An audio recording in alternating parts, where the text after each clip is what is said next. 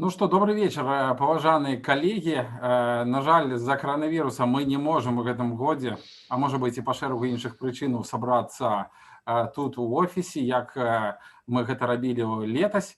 Такі быў цікавы год і складаны, і напружаны, і пазітыўны в нейкіх розных момантах. Апошнія падзеі нават прымусілі мяне задумацца, ці не адмяніць сённяшнюю нашу сустрэчу в сувязі з учорашнімі ператрусамі в знак солідарнасці з прэс-клубам. Ёсць у мяне такая хіба перажываць наконт таго, як лепш дапамагчы, але мае калегі стрымалі мяне, стрымалі маю паніку, сказалі, што лепш мы правядзем гэты эфір і яшчэ больш будзем размаўляць пра прэс-клуб, пра гэтую сітуацыю, пра ўсіх зняволеных нашых калег, якія застаюцца за кратамі, і пра правы журналістаў, пра ўсё, што адбывалася гэтым годам. Я нагадаю адразу, што нас можна глядзець на Ютубе, і пытанні пад трансляцыяй свае пакідайце.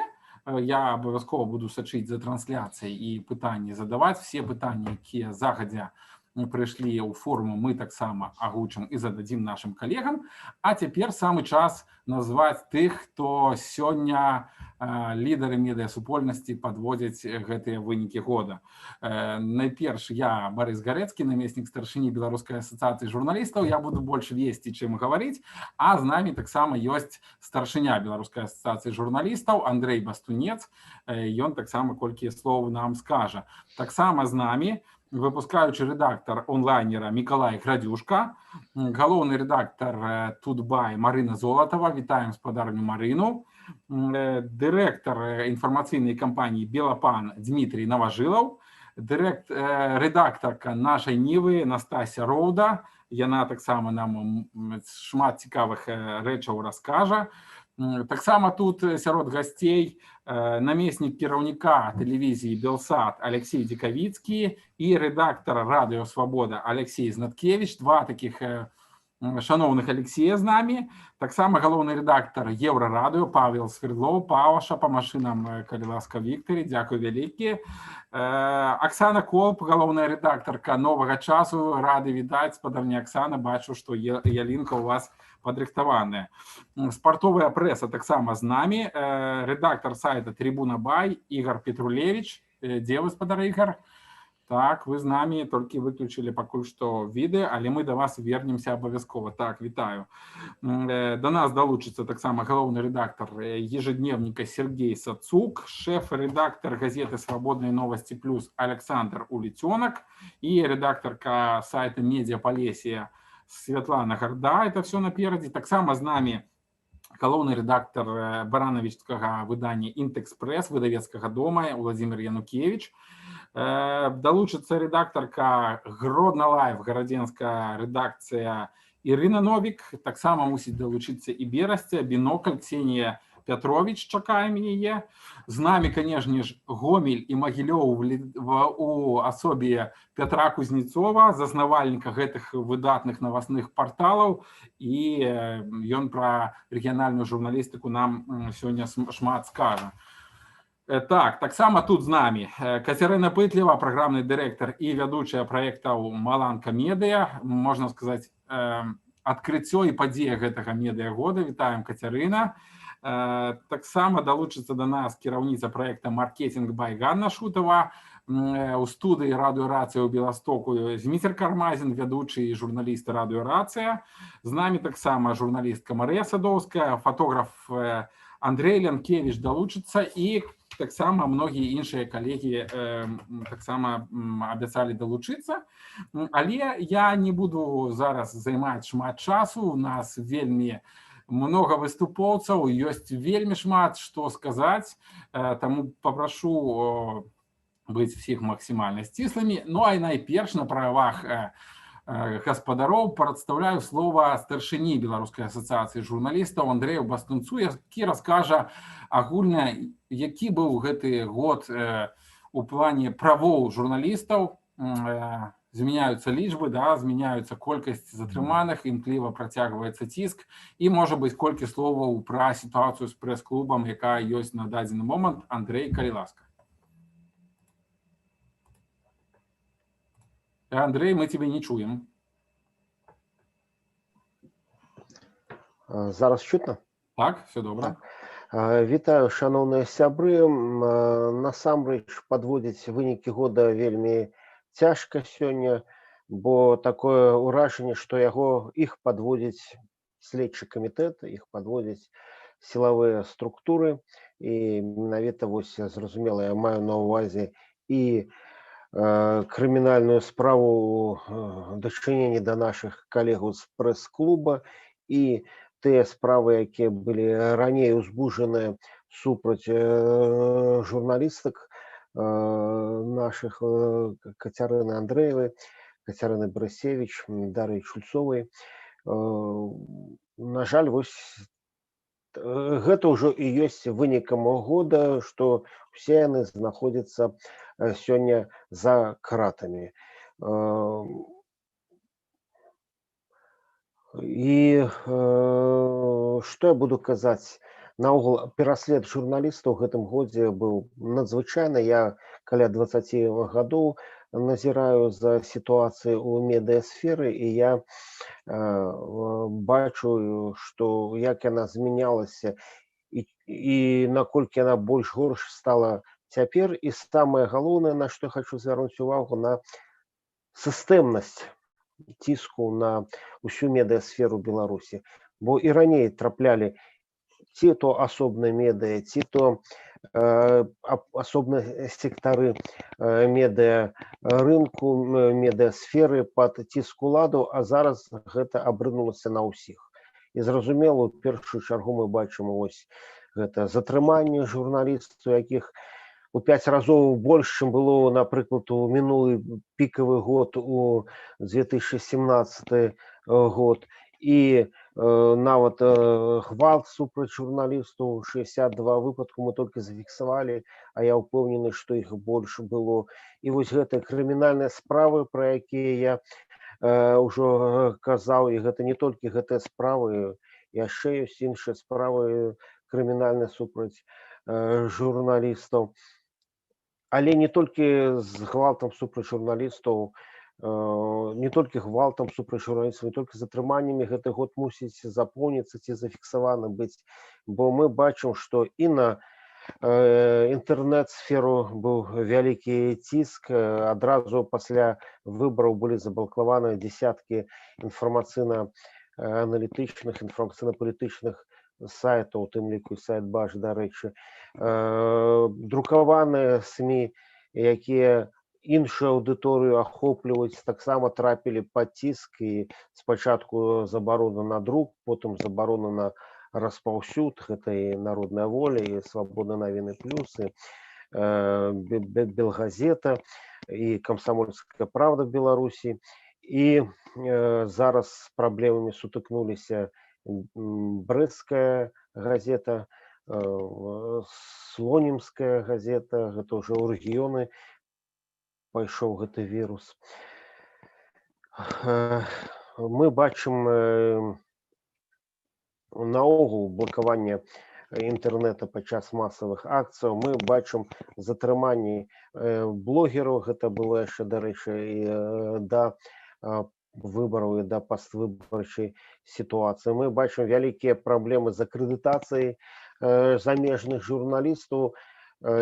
Спачатку не пусцілі, не далі акрэдытацыю часовую тым, хто збіраўся прыехаць у краіну для асвятлення выбараў, а потым пазбавілі частку журналістаў акрэдытацыі тых, хто яе меў, а потым наогул усіх пазбавілі акрэдытацыі. І сёння, наколькі я ведаю, ніхто з беларускіх грамадзянаў акрэдытацыю для працы з замежным медыа так і не атрымаў. І гэтыя крымінальныя справы, з якіх мы пачалі размову, паказвае, што ціск ідзе па ўсіх накірунках, і, на жаль, гэта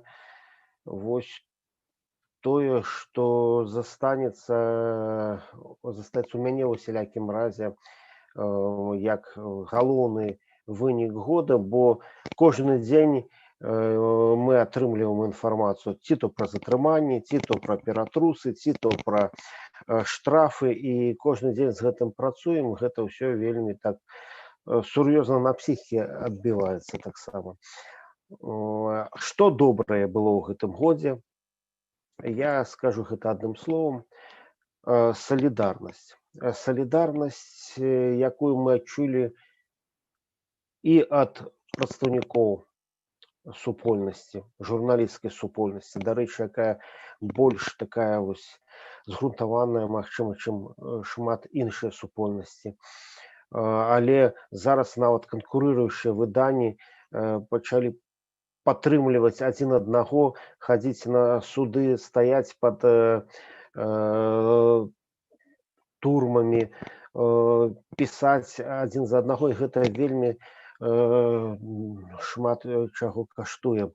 Але яшчэ больш магчыма значна тое, што мы адчулі салідарнасць грамадства з намі, з журналістыкай, бо былі такія думкі, што свабода выказвання, меркавання не ёсць чымсьці значным для беларускага грамадства, але тое, што адбывалася у апошнія месяцы, паказвае, што гэта не так, што беларускае грамадства якраз-такі гатовае падтрымаць журналістаў усімі магчымымі сродкамі, і вось свабода выказвання, яна, значыць, вельмі добра.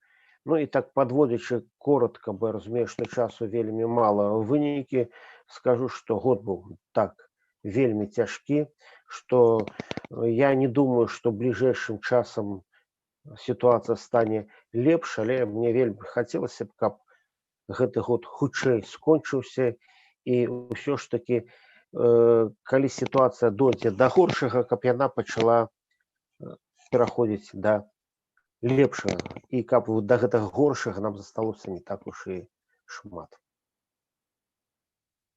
Дзякуй вялікі, Андрэй. На такой даволі сумнай ноце скончыў, але я скажу, што і пазітыў, канешне, у гэтым годзе быў. Найперш мы навучыліся працаваць без выходных, навучыліся працаваць без адпачынкаў і часам нават без начнога сну.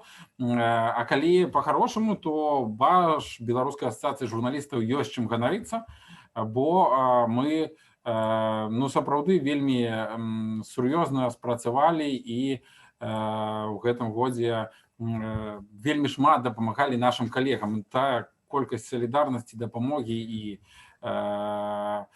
той працы, якая зроблена была для калег, яна просто неверагодная сёлета. Вот это яшчэ не лічыць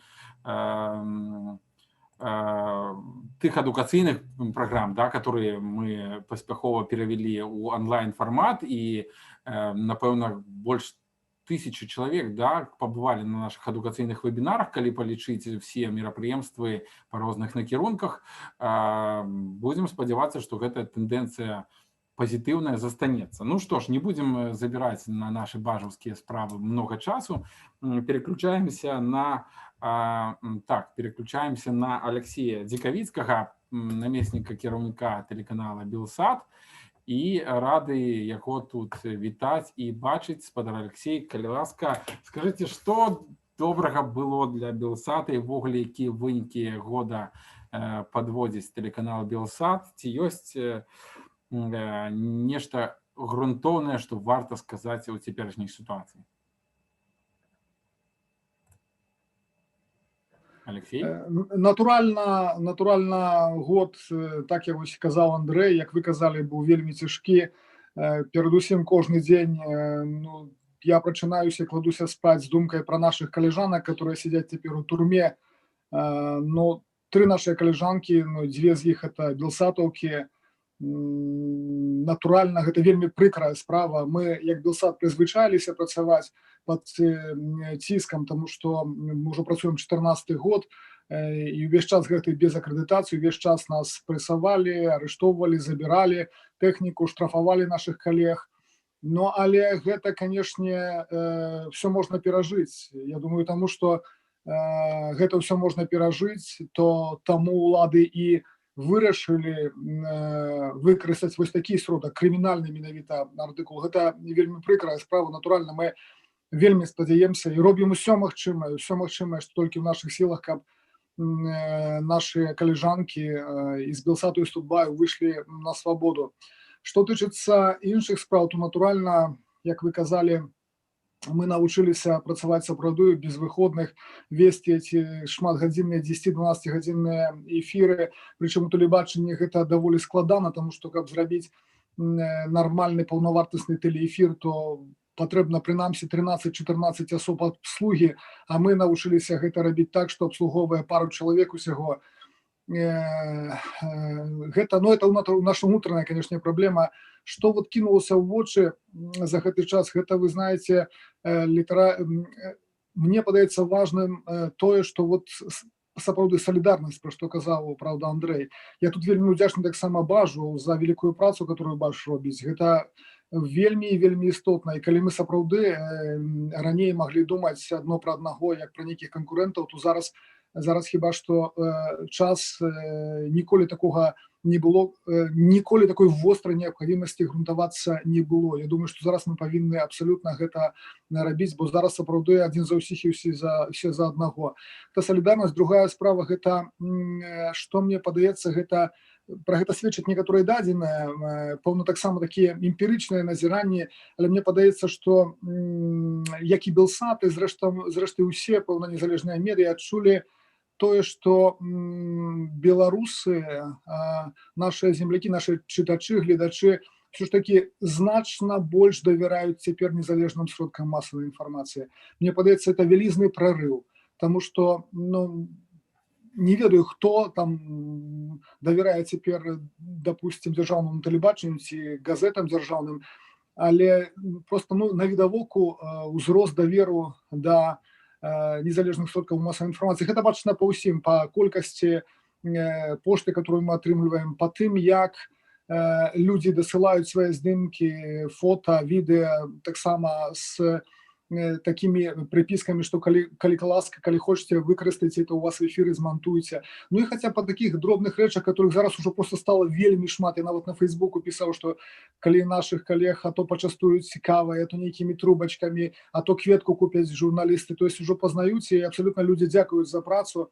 Мне падаецца, гэта важно. Яшчэ один важный момент, гэта, як мне падаецца, вот шмат платформасць. Правда, мы раней, не толькі Белсат, пэўна, это ўсіх калег тычыцца, мы неяк, ну, але асабліва як тэлебачанне, мы раней прывязвалі ўвагу перадусім да спадарожнікавага вяшчання, правда, бо мы спадарожнікавае тэлебачанне.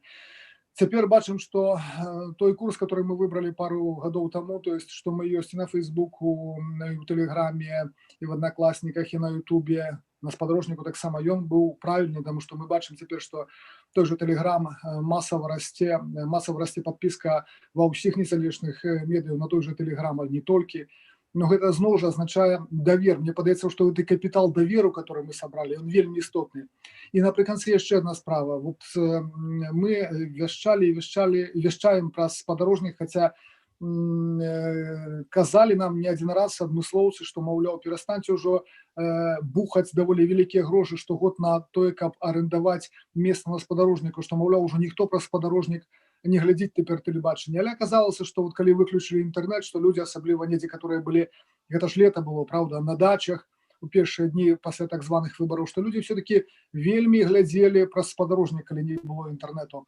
Ну і гэта таксама такая, мы атрымлівалі шмат інфармацыі, што людзі спецыяльна ездзілі, допустим, на дачы, бо там у іх на дачах у некаторых толькі антэны, што глядзелі Белсат праз спадарожнік, а мы там давалі вельмі шмат інфармацыі са старонкі вясны, таму што вясна была заблакаваная ў Беларусі, а людзі шукалі сваіх блізкіх, сваякоў, которые былі затрыманыя. У іх не адчынялася старонка вясны, у нас адчынялася, людзі тэлефанавалі, пісалі смс-ы, і мы ў эфіры паведамлялі нашим глядачам, што вось такі, допустим, накрэсці на такога і такога ў спісе нема, у спісах нема весны. Так што яшчэ вот одна такая роля такого сацыяльнага медыатара. Так што, падсумоўваючы літаральна два сказы, мне падаецца, мы маем, нягледзячы на трагічную сітуацыю, у которой знаходзяцца практычна ўсе незалежныя сродкі масавай інфармацыі, то мы маем цяпер вялізны, зарабілі сабе вялізны капітал, заслужылі, можна сказаць, вялізны капітал даверу ад нашых гледачоў, які ні ў якім разе нельга згубіць. Дзякую, калегі, вам таксама павага і вялікія прывітанні. Дякую вялікі, спадар Алексей. Я нагадаю нашим гледачам, што на YouTube можна пісаць каментары, задаваць свае пытанні. Кирилл Жывалович не змог далучыцца да Zoom, але глядзіць нашу трансляцыю ў YouTube і перадае прывітанне. Таксама Полацк і Новополацк з намі. Добры вечар ад прадстаўнікоў Варшавы. Все пытанні задавайце, калі ласка, будзем іх агучваць. А теперь переключаемся до наших региональных журналистов. Я бачу, что до нас долучилась спадарня Ірына Новік, прадстаўніца Гародні. Гародня сёлета прагучала чарговы раз залатым горадам. И, конечно ж, важная частка Гародні — гэта сайт, медиапортал Гродно Лайф. Не все так гладко, конечно, як і паўсюль. Прыходзілі міліцыянты, вельмі моцна быў збіты Руслан Кулевич, і быў працягнуты ягоны пераслед. Спадарня Ірына, як можна назваць гэты год для рэгіянальнай прэсы, для гарадзенскай прэсы, якой мы ганарыліся все апошнія 26 гадоў? Калі ласка, слухаем вас. Прывітанне, калегі, прывітанне, Барыс. Насамрэч, гэты год быў вельмі адметны для нас, як і для ўсіх. І што я магу сказаць? Калі мы падводзілі ў вольную хвілінку вынікі нейкія, ўжо вось канец года, час гэта рабіць, то паглядзелі свой папярэдні стратэгічны план, который быў складзены да 22 года уключна. Ну, дык вось за гэтыя падзеі, што адбыліся ў 2020 годзе, мы гэты план перавыканалі. То бок все, што ў нас было прызначана, все мы зрабілі. І таму гэтыя цяжкія падзеі, которые адбываліся для рэгіянальнай прэсы, асабліва для рэгіянальнай прэсы, сталі не толькі выпрабаваннем, але і магчымасцю. І вось наколькі мы змаглі яе выкарыстаць, гэта, конечно, ўжо пытанне. Але гледзячы па тым... Вы так статыстычна, як звычайна у нас камітэт статыстыкі і аналізу, расказваеце, што выканалі планы, гэтак далей. А калі больш жыва, ведаеце, што я вельмі моцна пачаў перажываць у жніўні, калі вас асабіста затрымалі. А якія такія яркія самыя моманты былі для Гродно Лайф? Якія моманты можна ўзгадаць, скажем так, як такія топавыя сёлета? Самае для мяне было яркае ўражанне. Адно з самых першых, вось калі адключылі інтэрнэт, людзі проста пачалі да нас прыходзіць такімі калейкамі, перадавалі там па нейкім сарафанным радыё, што ў Гродно Лайф дапамогуць паставіць VPN. І вось людзі проста ішлі да нас у рэдакцыю, і вот, ну, прямо вот не зарастет народная тропа. Просто кожную минуту выходил новый человек, кожную минуту выходил той, кому уже допомогли. И у нас уже был такой конвейер. Так, у кого Android, той подходит до Лёши, у кого там яблок, той подходит до Волі. Уже такий был поставленный процесс, тому мы и заодно, покуль там люди им допомагали, іншие укалейцы делились новинами, тому якби мы стали вот такой пляцовкой не только онлайновой, але и офлайновой, где люди могли атрымаць інфармацыю, расказаць свае нейкія навіны, сліць фотачкі, бо не было інтэрнэта, не было як гэтым падзяліцца. Вось такое ўражанне. Ну і яшчэ адна, таксама з тых самых цяжкіх дзён, калі наша рэдакцыя ў самым цэнтры, прямо праз дарогу ад нас турма, таму, калі горад быў ачэплены, калі проста нельга было выйсці з рэдакцыі, мы амаль суткі першыя сядзелі без выхаду. Наши соседи снизу, там у нас бар есть, с которым мы так, ну, не особо атрымалі некие тесные стасунки. Ну, так вось хлопцы з бару просто пришли, принесли нам 2 вялізныя сумки ежи и сказали, что мы разумеем, что вы не можете выйти, вам трэба писать, вам трэба там хоть у телеграм нешта ставить, тому, каб вы не пропали с голоду, вось вам трымайце, и вы нам патрэбны, вось мы вас хочам падтрымаць. Скажите, яны працягваюць вам прыносіць ежу, ці падпіска скончылася і патрабуе далейшай аплаты? Зараз мы уже можем выйсці самі за ежай, але падтрымка з боку гарадзенцаў не спынілася. То бок мы і па краўдфандынгу па-нашаму бачым як гродненцам нарэшце стала зразумела, што за незалежную прэсу таксама можна і трэба плаціць, і гэта нармальна.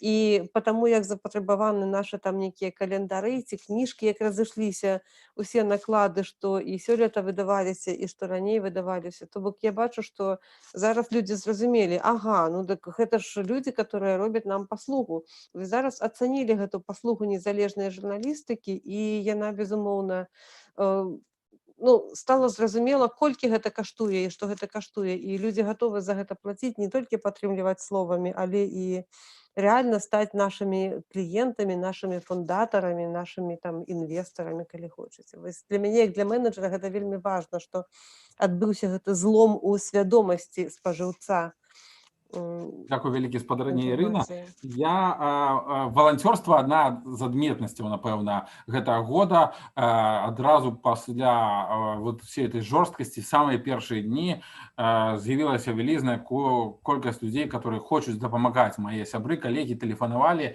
у ноч з 11 на 12 жніўня і казалі: Барыс, паехалі на Крэсціна, там вызваляюць людзей. А я перад гэтым ужо 3 сутак як бы не спаўшы амаль, было немагчыма. Вось, валанцёрства. Мае валанцёры, якія мы збіралі тут учора ўвечары, казалі пажартавалі пра тое, што ў беларусаў на гэты Новы год адно пажаданне і адно жаданне. Хацеў пачуць, што б вы пажадалі медыарынку, нам усім, нашым чытачам, слухачам, ці фармуе градзенская журналістыка нейкія пажаданні, ці далучаецца да агульнанацыянальных? Да агульнанацыянальных мы, безумоўна, далучаемся. Вось, ну і пажаданне такое ад градзенскай журналістыкі. Ой, ну не ведаю. Па-першае, працягваць пісаць, быць бліжэй да людзей, пісаць пра людзей. У нас зараз столькі герояў з'явілася, столькі людзей, і вось наша задача як прэсы, і маё пажаданне, каб мы дапамаглі людзям усведаміць, што яны насамрэч героі. Бо часам гэта вось людзі робяць і нават не ўсведамляюць, не аддаюць сабе справаздачу, што яны робяць, чаго менавіта гэта варта і што гэта будзе азначаць для нас усіх. То есть кожны маленькі нейкі там маленькае дзеянне асобнага чалавека у маленькай вёсцы, у правінцыі, у абласным горадзе, не абавязкова ў сталіцы, у райцэнтры недзе. Вось каб журналісты не страцілі такую адчувальнасць да чалавека, вось каб гэта за агульнымі вялікімі лічбамі пацярпелых не сышло недзе ў статыстыку, проста ў нейкія лічбы, там што сотні скатаваных, каб кожны з гэтых сотні меў імя, каб ён сказаў, каб мы знайшлі вось гэты дыялог і каб мы рэальна вярнулі чалавека вось такога простага у журналістыку, вярнулі героя і дапамаглі людзям усведаміць сябе героямі кожнага дня. Дзякуй вялікі. Дзякуй вялікі. Я скажу, што журналісты сапраўдныя таксама героі гэтага года. Праз тое, што прайшлі мы, нашы калегі, цяжка было ўявіць на пачатку года, але невядома, што нас чакае ў 2021. Дзякуй вялізны, Гародня, Ірына Новік, Гродна Лайф. Я скажу, што пішыце свае пытанні і каментары ў трансляцыі на Ютубе. Унізе я сачу, пакуль там в асноўным прывітанні прыходзіць, ніякіх вострых каментароў не з'яўляецца. Ну што ж, спадарні Святланы Гарды не бачу сярод нас, тады вяртаемся ў Мінск, ці, можна сказаць, на беларуска-варшаўскае, мінска-варшаўскае памежжа. Павел Свярлоў, галоўны рэдактар Еўрарадыё, сярод двух будынкаў, паміж якімі нацягнутыя дроты і чырвона-белы сцяг, бачу, Паша, за тваімі мужнымі плячыма. Скажы, калі ласка, чым галоўны прарыў для Еўрарадыё, галоўная страта, як бы ты падвёў вынікі гэтага такога пярыстага адыходзячага 2020 года? Я б сказаў, што галоўны прарыў у тым, што мы ўвогуле перасталі баяцца. Ну вось Белсат, ён ад пачатку працуе без акрэдытацыі, і яны ўжо так прызвычаіліся, да, жыць у гэтым няпэўным свеце. Вось. А Еўрарадыё, яно было на такім афіцыяльным становішчы. Вось. Ну і мы гэтым становішчам крыху даражылі. А цяпер уже нам все по барабану. Вот. Працуем як хочам, пішам, што хочам, нікуды не аглядаемся. Вось. Ну, одно, что для нас важно, это журналистские стандарты и, ну, достоверность информации. Вось. Ну,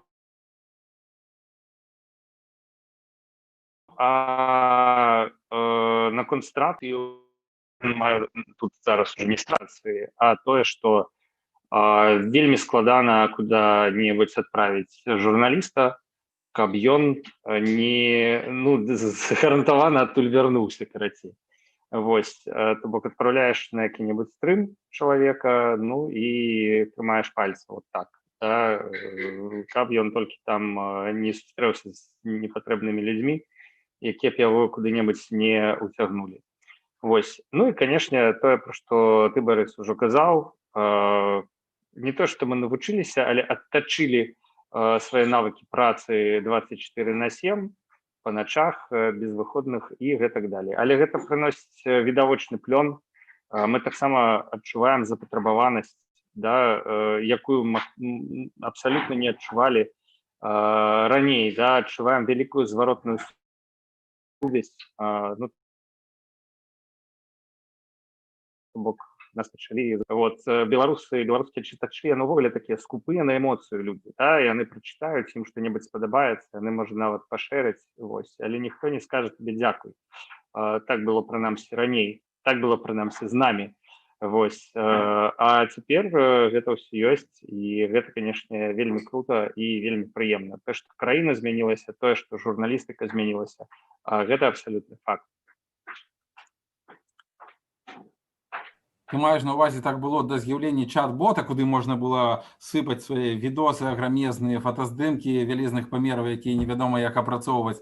Я, канешне, жартую. Паш, а в чым галоўны прарыў Еўрарадыё? Літаральна месяц таму размаўлялі з табой пра Telegram, пра працу, вот этот user-generated content. Што ты лічыш галоўным прарывам для вашай рэдакцыі? Ці ёсць ввогуле такі прарыў, ці сам прарыў в тым, што ты сядзіш зараз азаду этот самый каскад, а не краты нейкі? Была турма раней, вось, хто нарадзіўся ў Мінску, пражыў тут дастаткова часу, той памятае, вось, але, ну, я б сказаў, што галоўнае, што ў нас было і што ў нас ёсць, гэта людзі. І тое, што гэтыя людзі атрымалі новыя кампетэнцыі, то бок, ну, я не бачу пакуль перамогі, да, нейкай. Я разумею, што яшчэ мы недзе ў сярэдзіне, а то і бліжэй да пачатку цяжкага шляху. Вось. Але тое, што людзі навучыліся шмат чаму, да, сталі больш стрэсаўстойлівымі, сталі больш прафесійнымі, навучыліся апрацоўваць гэтыя гігабайты інфармацыі, прапускаць праз сябе і даставаць іх толькі тое, што сапраўды трэба і сапраўды цікава. Навучыліся, ну, бегаць, ну, не то, што пад пулямі, но але былі такія моманты, да, навучыліся дазванівацца да каго заўгодна, да, калі не дазванівацца, так хадзіць за чалавекам, пакуль ён не расколецца. Вось гэта самае галоўнае, да, вось, ну, і тое, што, паўтаруся, гэта запатрабавана, тое, што гэтаму вераць, вось, тое, што гэтага чакаюць, да, ну, такая трывалая звязка паміж журналістыкай, якая сапраўды адчуваецца цяпер чацвёртай уладай у беларускім грамадстве, хаця першыя тры галіны ўлады гэта ніколі не прызнаюць і будуць да апошняга моманту, да апошняй хвіліны, да апошняй секунды гэта аспрэчваць, да? Ну, але тое, што грамадства прызнае журналістыку чацвёртай уладай і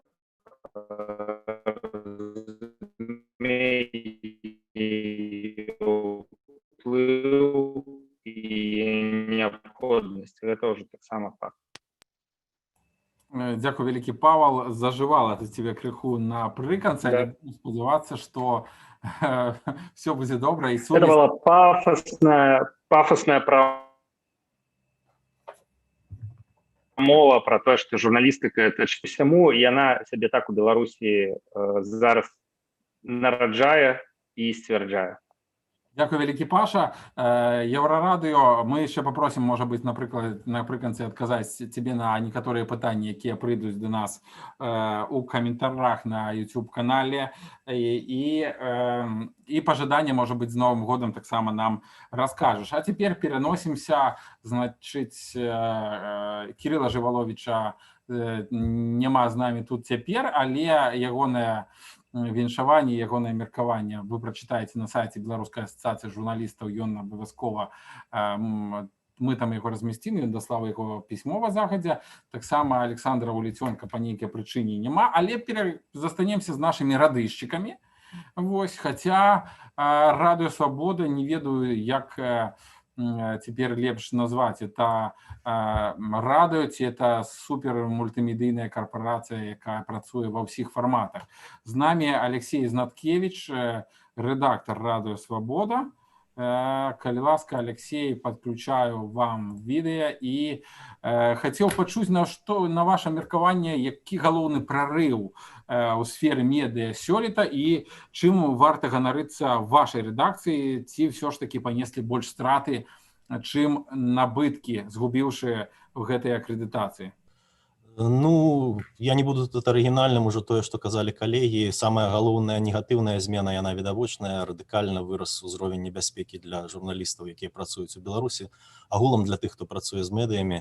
Паслязаўтра будзе якраз паўгода, як у турме Ігор Лосік, папулярны блогер, якраз наш кансультант па сацыяльных сетках, і 15 снежня яму дадалі новае абвінавачванне, падрыхтоўка да ўдзелу ў масавых беспарадках, гэта да 8 гадоў зняволення. Ігор абвясціў галадоўку і ўжо болей за тыдзень яе трымае. Гэта такая вельмі жорсткая сітуацыя. Затрыманні, у тым ліку са збіццём для нашых журналістаў, пачаліся яшчэ падчас выбарчай кампаніі. Улады відавочна хацелі здушыць жывыя стрымы з вулічных акцый. І восенню, як вы сказалі, ўсіх нашых журналістаў в Беларусі пазбавілі акрэдытацыі. Вось гэта такія галоўныя негатывы. Калі казаць пра пазітывы, то тое, пра што казалі калегі, відавочна вырас давер да незалежных медыяў у Беларусі. Ніколі не было столькі пазітыўнай рэакцыі. Прычым, калі раней, магчыма, былі нейкія часам, скажем, здзіўленыя рэакцыі на беларускую мову, на наш стандарт правапісу класічны, цяпер гэта практычна знікла. Беларуская мова, пачынаючы там з падай сярэдзіны гэтага году, успрымалася вельмі пазітыўна ва ўсіх і жывых эфірах. Людзі хутчэй дзякавалі за беларускую мову часцей, негатыву практычна не было. Калі казаць чыста пра фарматныя рэчы, змяніліся нашыя прыярытэтныя платформы. У нас мы пачыналі год са стаўкай на YouTube, пасля выбараў далучыўся Telegram. Аналітычныя размовы набылі вялікую папулярнасць на YouTube-канале Premium. І таксама вырас сайт, але гэты рост быў, так скажем, ён пачаўся з пачаткам каранавірусу, скончыўся ў верасні, калі сайт афіцыйна заблакавалі. Але нягледзячы на заблакаванне, па-ранейшаму дзесьці да 90% нашай аўдыторыі там гэта жыхары Беларусі. І яшчэ я б сказаў, што сапраўды, як ніколі, мы адчуваем з гэты фідбэк, адказы нашых слухачоў, чытачоў, гледачоў, якія прысылаюць нам і інфармацыю, і нейкія ідэі. Адзінае, што ў цяперашняй сітуацыі відавочна з'явіліся ўжо нейкія спробы дыскрэдытаваць журналістаў. За апошні час не раз ужо нам падкідвалі інфармацыю, якая відавочна зробленая з адной мэтай, каб мы, так бы мовіць, гэтую прынаду прыглынулі і далі непраўдзівую інфармацыю. То бок цяпер вось за апошні, можа быць, месяц гэта вырасла і адчувальна, што трэба па-іншаму ставіцца да інфармацыі, якую падаюць праз нашыя каналы камунікацыі з аўдыторыяй. Скажыце, на журналістаў Радыё Свабода ціск сёлета пачаўся яшчэ да дня выбараў. Спачатку былі гэты жорсткія затрыманні, калі Александру Дынько хапалі і зацягвалі ў аўтазак разам з аператарамі.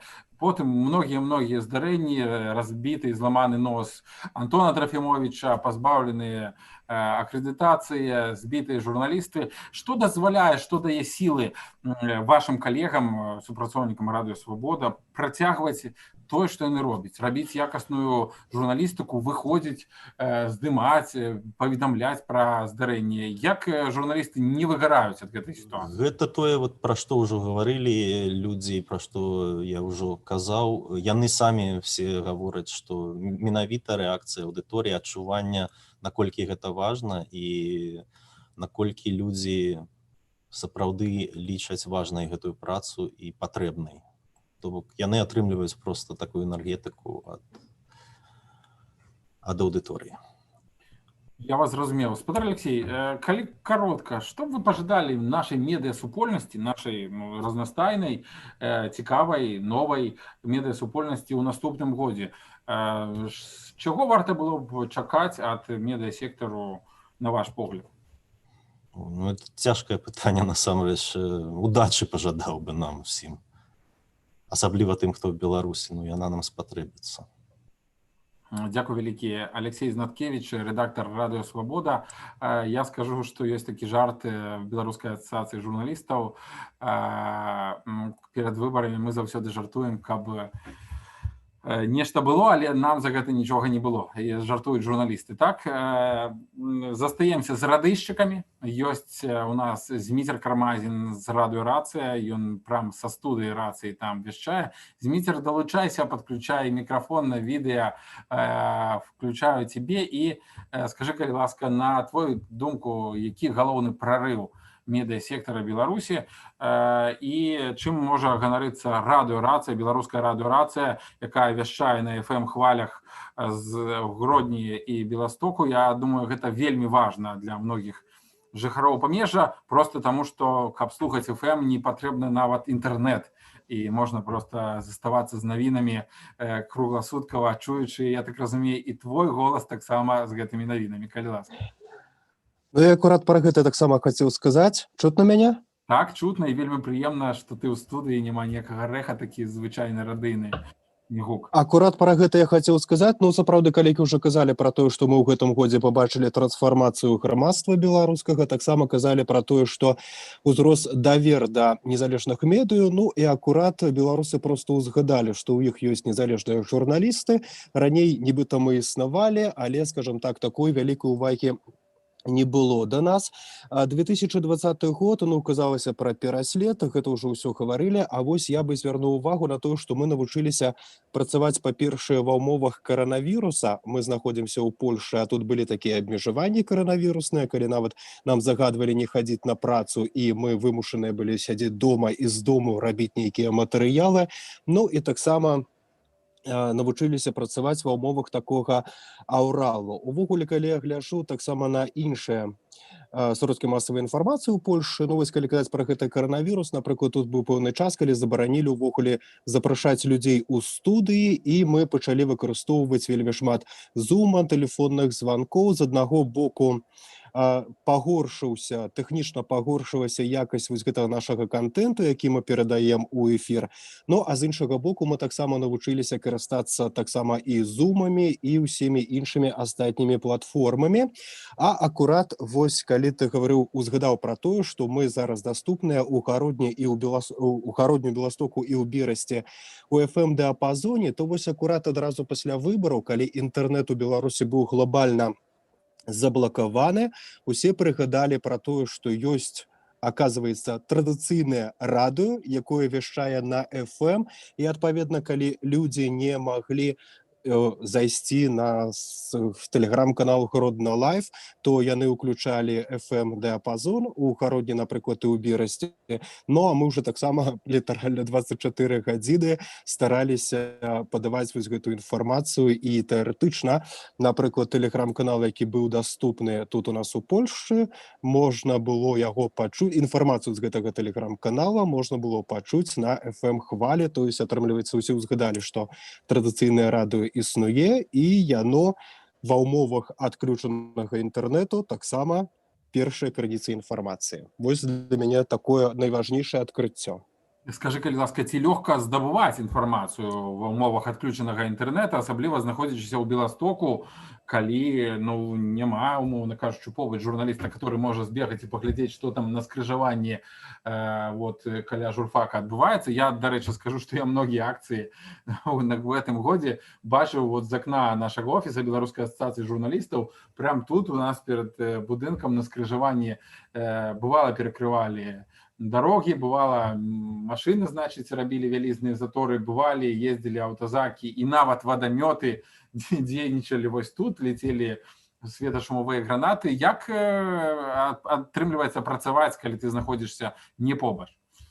Інтэрнэт у нас ёсць, інтэрнэтам трэба ўмець карыстацца, але вось у радыёэфіры найважнейшае памятаць пра тое, што трэба рабіць спасылкай на першакрыніцу. Ну, то есть мы вельмі багата цытавалі. Я нават прызнаюся, напрыклад, перадам прывітанне калегам з Белсату. Я, напрыклад, падчас сваіх эфіраў нават далучаўся да онлайн-трансляцый у тэлеканалу Белсат, напрыклад, там, калі рабілі трансляцыі з горада. Ну, і ўвесь час нашым слухачам нагадваў, што вось гэта нашы калегі з Белсату, яны зараз маюць трансляцыю, хаця я дакладна разумеў, што адключаны інтэрнэт, і, напрыклад, у Ютубе ў Беларусі было больш праблемней слухаць, напрыклад, тую ж самую трансляцыю нашых калегаў з Белсату. І такія рэчы таксама былі. Дякую, вялікі Зміцер. Ну і, конечно ж, твоё пажаданне з Новым годам. Ці ёсць такія пажаданні? Ты ввогуле аптыміст ці песіміст? Ты лічыш, што Я можа... аптыміст. Горш уже быць не можа. Спадар Андрэй Бустунец напрыканцы сказаў, што нарэшце гэты год завяршаецца, а я вось веру ў тое, што наступны год будзе намнога лепшым, і я хачу пажадаць усім нашым калегам, нашым шаноўным калегам, з якімі мы разам працуем, што да, наступны год будзе лепшым, іначай не можа быць, і нават на гэты конт не трэба замарачвацца. Дякую, вялікі Зміцер Карамазін, радыё Рацыя. Нешта шмат мы ў электронных выданняў ужо пачулі. Напэўна, трэба звярнуцца ўсё ж да друкаванай прэсы і паразмаўляць з печатнікамі. Владзімир Янукевіч, галоўны рэдактар, заснавальнік, кіраўнік выдавецкага дома «Інтэкспрэс» тут з намі. Спадар Владзімир, далучайцеся, калі ласка, пагутарым з вамі. Я шчыра скажу, што акрамя таго, як сачыць за гэтымі затрыманнямі, займацца дапамогай журналістаў, судамі, значыць, паездкамі в розныя ізалятары і гэтак далей. Я яшчэ збіраў друкаваную прэсу. Я, калі раніцай выходзіў з пад'езда, я ішоў і купляў шапіку тое, што было. Многія выданні мы запрасілі, значыць, да нас на эфіры, не все прыйшлі, не все змаглі, не все пагадзіліся. Нехта вырашыў, значыць, зрабіць паузу і сёння не выказвацца, магчыма, з прычыны небяспекі, да, цяпер, можа быць, дзесьці лепш маўчаць, чым казаць, але пэўны архіў газетак у мяне, канешне ж, ёсць. І да друкаванай прэсы якраз пераходзім. Владзімир, спадар Владзімир, як у Барановичах і як друкаваная прэса, ці ёсць надзея? Чуў ваш даволі песімістычны аналіз учора, але, можа быць, сітуацыя крыху змянілася да лепшага за суткі. Жартую. Ну, добрый день, коллеги. Хочу сказать, что «Интэкспрэс» — это не только друкованная газета. Это друкованная наша газета — это одна из наших платформ, якую мы выкарыстоўваем для того, как контекст ствараць и доносить его до наших споживцов.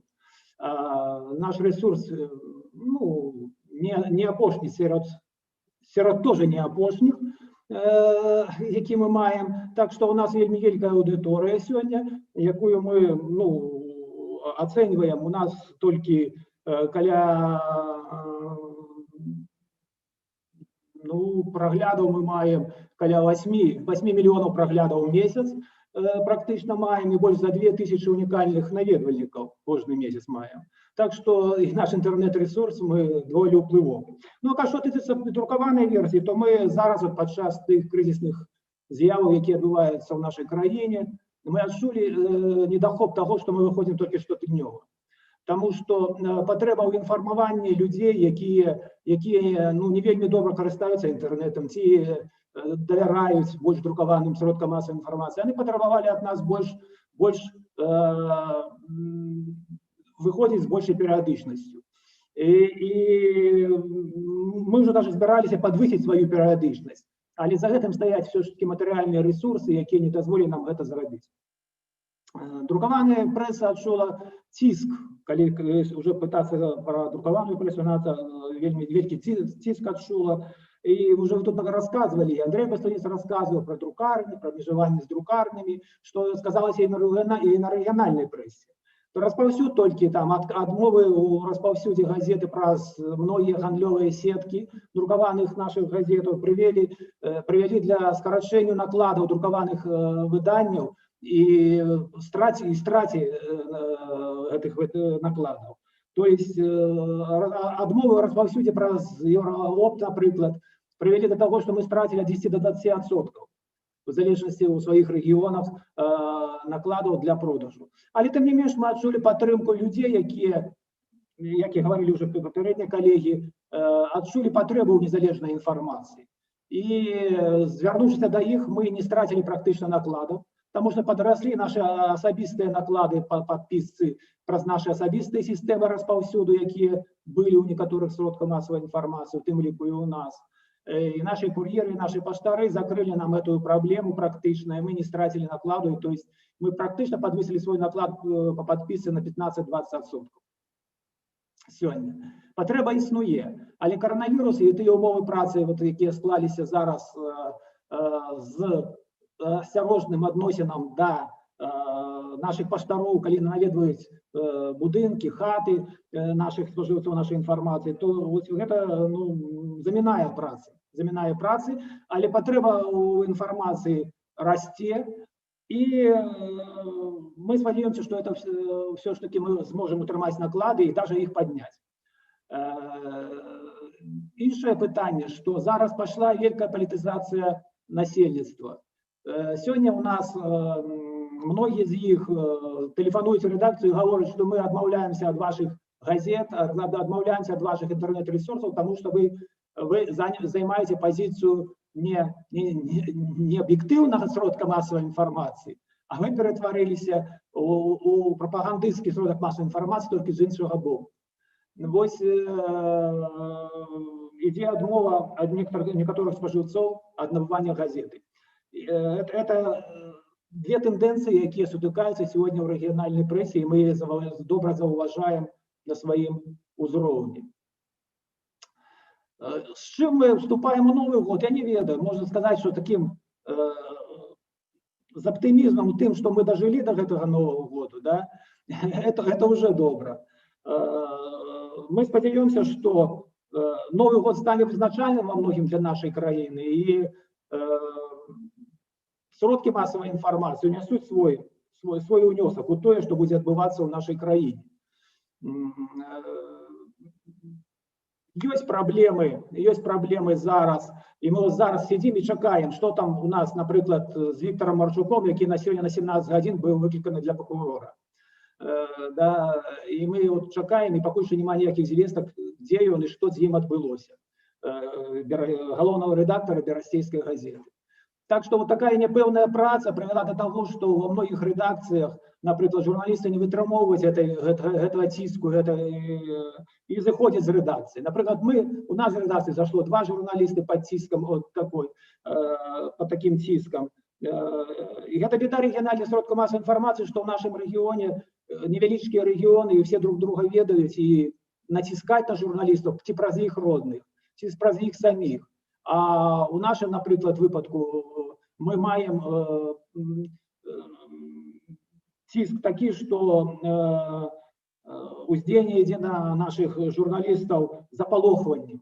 Яны праз розныя сацыяльныя сеткі, праз Facebook, праз месенджеры атрымоўваюць свае адрэсы пагрозы. Што будзем з вами разбірацца, вось наш час прыходзіць, што у вас нічога не атрымоўваецца. І звяртацца ў некія органы не мае ніякага сэнсу. Таму што мы звярнуліся, напісалі заяву, і што нас абазвалі там фашистской организации, там улетки на наших дверях поклеили на нашей редакции. Ну, мы звернулись в органы, но они сказали, что проверка прошла и никаких наступств это не выкликало. Что еще сказать вам могу?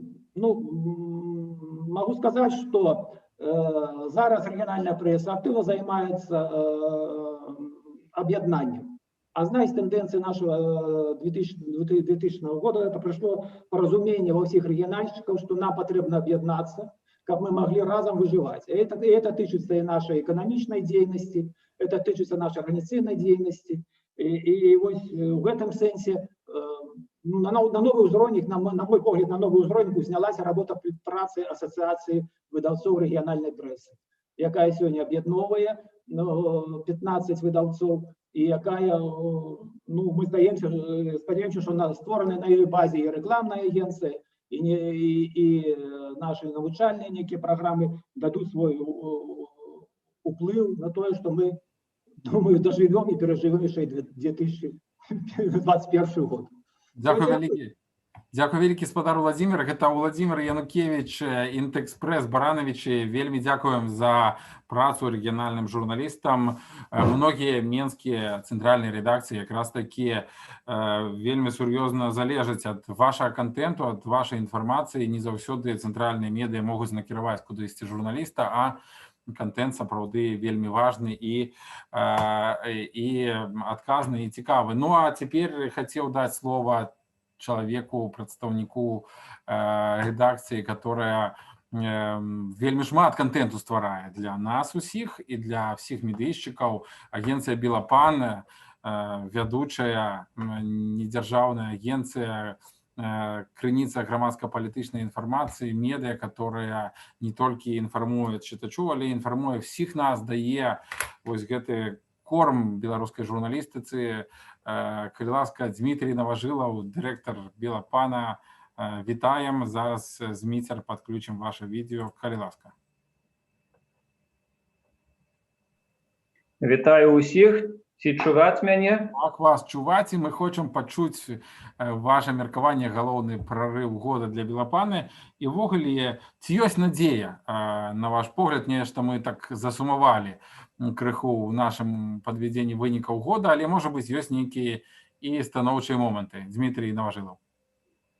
Ну, пачну з таго, што сапраўды гэты год пацверджваў меркаванне ўсіх калег, якія на мяне прамаўлялі, што гэты год бадай самы складаны з усей па ўсёй гісторыі Белапан. Трэба ўзгадаць 18-й год, безумоўна, які заўсёды будзе на асобку. Гэты год, калі пайшоў з жыцця Алесь Ліпай, і гэтую страту немагчыма ніяк замяніць нічым, і гэта заўсёды будзе з намі. Але вось, што тычыцца умоваў працы на працяглым перыядзе, то, безумоўна, 20-й год, ён, ну, бадай, паўтаруся, бадай, самы цяжкі за ўсю гісторыю Белапан. Сайт наш Навіны Бай быў заблакаваны, як вы ўсе ведаеце, 29 жніўня. І да гэтага часу мы заблакаваныя. І, безумоўна, гэта вельмі негатыўна адбіваецца на фінансавым становішчы нашым. Такія мэты, якія дзяржаўныя асобы высоўвалі, яны дасягнулі іх у пэўнай ступені. Трэба аддаць належнае нашым журналістам і іншым супрацоўнікам навін. За вельмі кароткі перыяд часу здолелі на істотныя, зноў-такі, лічбы выйсці, што тычыцца наведвання і трафіку і гэтак далей. То бок, нас чытаюць, паважаюць, і гэта сапраўды так. Крыху пазней скажу.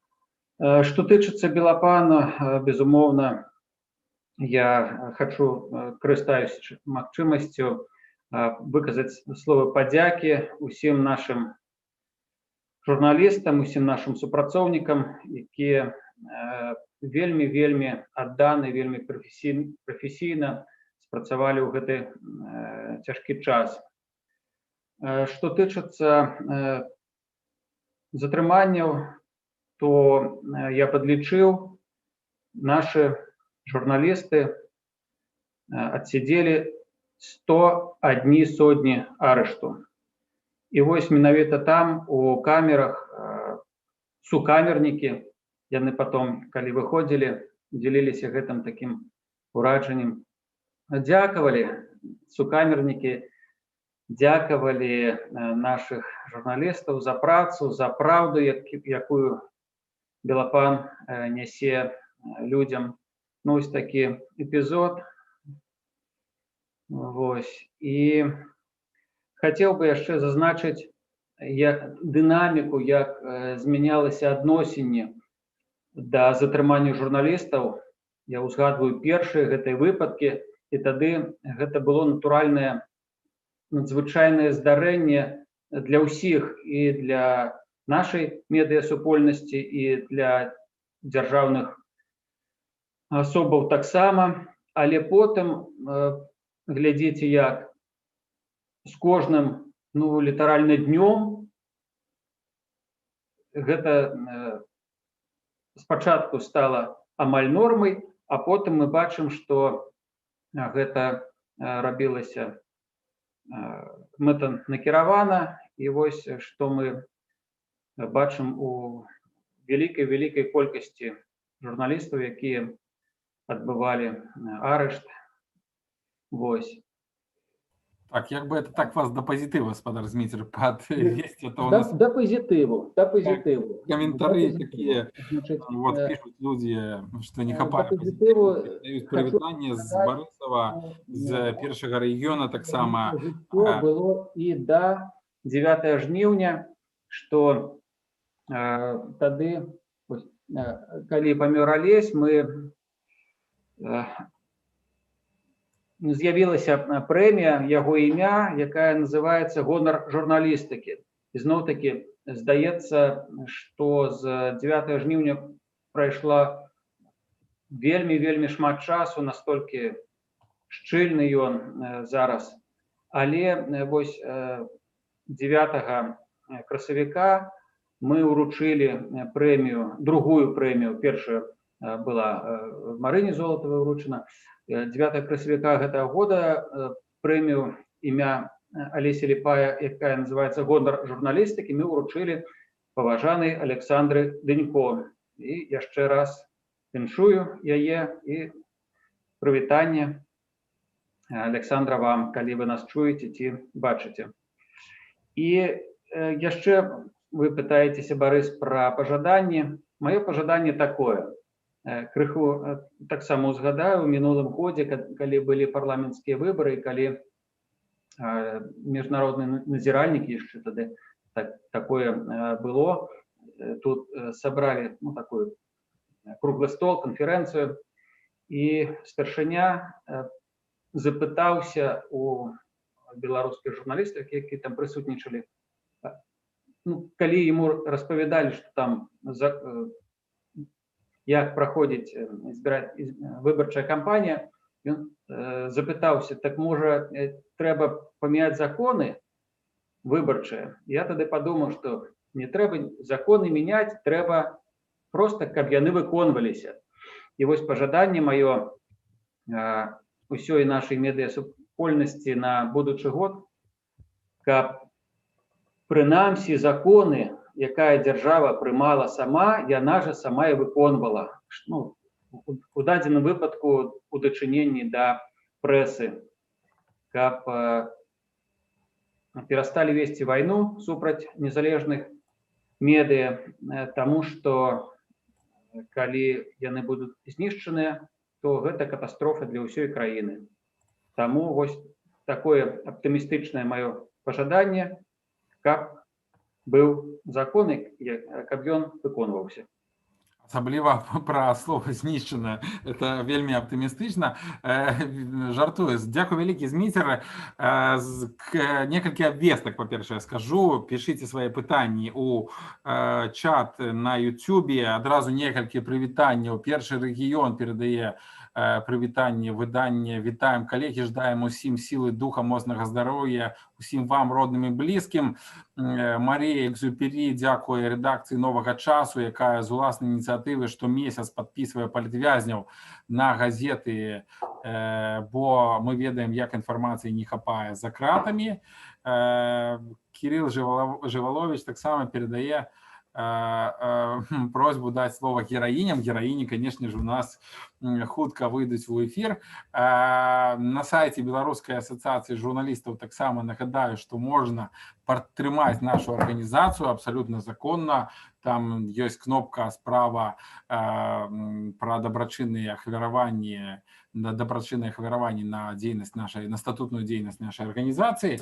А цяпер яшчэ, Зміцер, хацеў прыгадаць такі момант, што не сыгралі сёлета ў футбол. Традыцыйны турнір памяці Юрія Шырокага і Алеся Люпая в гэтым годзе не адбыўся. Тады ўвесну нам всім падавалася, што гэта просто немагчыма з-за коронавіруса, але потым летам мы все хадзілі асвятляць вялізныя мітынгі і падобна, што ёсць надзея на футбол у наступным годзе. А якраз застаючыся тут на спартовай тэматыцы, хочу запрасіць да нас да размовы Ігора Петрулевича, рэдактара «Трибуны бай», «Трибуны», с той трибуной, которой выказывались сёлета многие спартовцы. Та трибуна, якая таксама, як і сайт Беларускай асацыяцыі журналістаў, здаецца, была заблакаваная в аднолькавыя дні, але нас нейкім дзіўным чынам разблакавалі, а трибуна, наколькі разумею, па-ранейшаму застаецца заблакаванай. Ігор, напрыканцы мінулага тыдня на пачатку гэтага закруцілась такая інтрыга сярод прэсбола. Хіжанкова гэта спорт ці не спорт? Хацеў пачуць вашы меркаванне на гэты конт, а таксама вынікі года ад трыбуны, як стаялася на трыбуне, як цвёрда стаіць трибуна теперь на ногах. Калі ласка. Игорь Петрулевич. Да, спасибо большое. Ну, сразу отвечу на главный вопрос. Безусловно, Хиженкова – это спорт. Это самый что ни на есть спорт. Спорт в чистом виде. Мало того, что она бегает, она триатлонистка, она работала в «Динамо Брест», она знает всех спортсменов, все спортсмены ее знают, и все новости о ней, мнение всех спортивных людей о том, что с ней случилось, должны быть на сайте в обязательном порядке. Это тема не то, что, мне кажется, последних недели, и она точно не должна была пройти незамеченной. Вот, по поводу выводов года хотел бы чуть-чуть поправить, что я все-таки занимаю там позицию директора по продажам, а не по контенту, пока и не являюсь редактором. У нас есть замечательный главный редактор Олег Арунович, который в этом году, чем отметился, можно сказать, позитивного для меня с этой точки зрения год, что он стал больше писать своих авторских колонок, своего мнения, потому что он очень, скажем так, остро реагирует на все происходящее, он больше пишет, очень интересно, и призываю всех, кому интересно, что происходит именно на фронте спорта сейчас, читайте именно его авторские колонки, там все предельно ясно по поводу различных писем, которые подписывают или не подписывают спортсмены. Я же бы хотел поговорить больше, наверное, скажем так, менеджменте нашего медиа. Нас действительно заблокировали. Наверное, два основных события, которые бы выделил в течение года, это ковид, конечно, уже многие здесь отмечали. Ну и коронавирус задел нас тем, что весной не было спортивных событий. То есть самого главного, что есть. Хотя белорусский футбол долго держался и продержался. Это главный, наверное, драйвер нашего роста, нашей темы. Поэтому мы весну более-менее, можно так сказать, прожили. Но, тем не менее, он тоже очень по нам ударил. Ну и, естественно, блокировка, которая случилась в августе. На 3 дня нас вернули, а потом мы официально заблокировали. И вот до сих пор мы заблокированы. Но при этом... скажем так, не грустим, а ищем другие возможности. Вот здесь и поговорю. Что бы я еще отметил к дополнению всего того, что сказано, помимо, вот, соглашусь со всеми коллегами по солидарности, по важности независимых медиа, у нас это точно так же, а также в этом году отметил бы, что все-таки сложности делают нас сильнее. Вот эта фраза хоть и избитая, но, мне кажется, правдивая. А также я считаю, что очень все-таки важно для медиа это многовекторность, многоканальность, дифференциация всего и везде. Сейчас поясню, что имею в виду. Еще как бы только был ковид, хоть и не было спорта, но мы, например, весной делали там различные ретро-подборки, какие-то, ну, то есть не то, что не писали ни о чем, а долгосрочные проекты, интервью по Zoom и так далее. То есть смогли в контенте немного перестроиться и, соответственно, ну, как-то прожить эти месяцы более-менее благополучно. Дальше мне кажется, что многовекторность важна именно вот и с точки зрения заработка. Ни в коем случае нельзя концентрироваться на каком-то одном канале. Мы сейчас прекрасно видим, что государственные там, СМИ, газеты, они бы, возможно, и рады высказываться об актуальной повестке, но поскольку у них заработок, собственно, один, государство, оно им запрещает, и это сильно зажимает.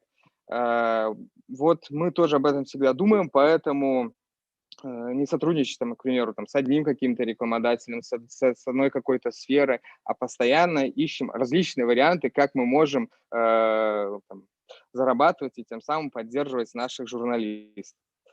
Дальше должны быть, и самое главное, что, мне кажется, мы поняли еще раньше, но в этом году нам крайне пригодилось. Это дифференциация наших площадок.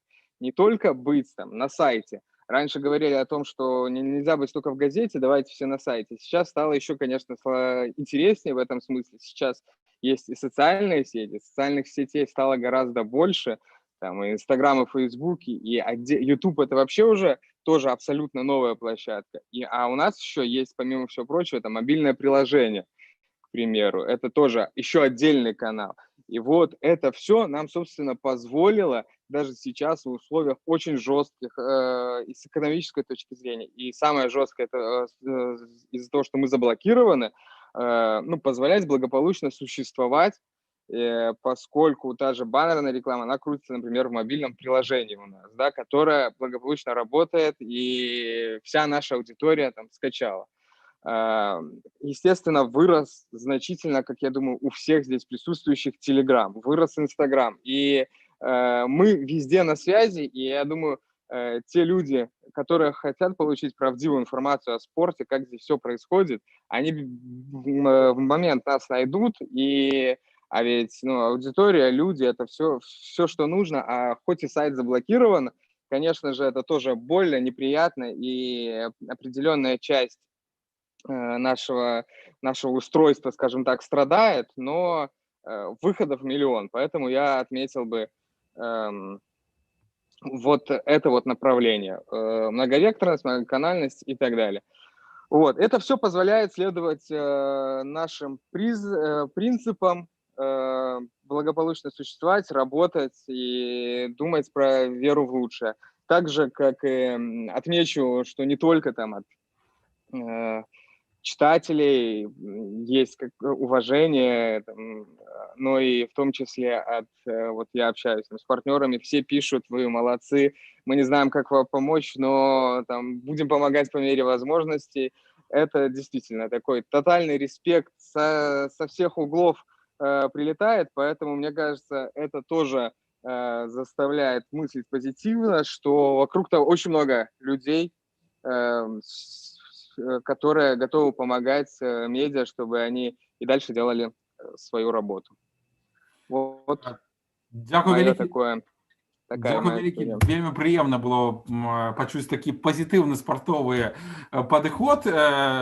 Прыемна, калі вось адчуваецца, журналіст трымае сябе ў форме, канешне, мы все сябе трымаем у форме, але спартовыя журналісты падобна, што найбольш. Дзякую вялікі. Ігор Петрулевич, Трибуна Бай. Нагадаю, што можна пакідаць свае пытанні на YouTube-трансляцыі нашай. Ну і пераходзім да Марины Золотовой. Просил Кирилл Жывалович нам кагосьці з дзяўчат показать. Спадарня Марына, галоўны рэдактар портала Тутбай. Не ведаю, ці атрымаецца пачуць ад Марыны пазітыў, таму што складанасцяў было вельмі шмат. Сёлета яны працягваюцца. Катерина Борисевич за кратамі. Мы некалькі тыдняў таму, уже, да, атрымліваецца, больш за месяц таму я выехал туды, дзе яна жыве, не паспеў даехаць, ператрус вельмі хутка скончыўся, мы все спадзяваліся, што яе дапытаюць, магчыма, як сведку, а вот ужо больш за месяц Катерина Борисевич за кратамі. Марина Золотова, галоўны редактор портала Тутбай, калі ласка. Добрый день. Слышно меня? Да, вас слышно. Да, хорошо. Ну, на самом деле я оптимист, и я считаю, что в нашей профессии, в нашей стране по-другому быть не может, да, потому что если ты пессимист, то как бы, ну, а зачем ты пришел? Да, новостей много и плохих, и хороших, в принципе, тоже много. Естественно, больше всего беспокоит то, что Катя Борисевич уже больше месяца в СИЗО, и действительно это не метафора. Каждое утро ты просыпаешься и думаешь о том, как она там, да, потому что вот это правда беспокоит больше всего.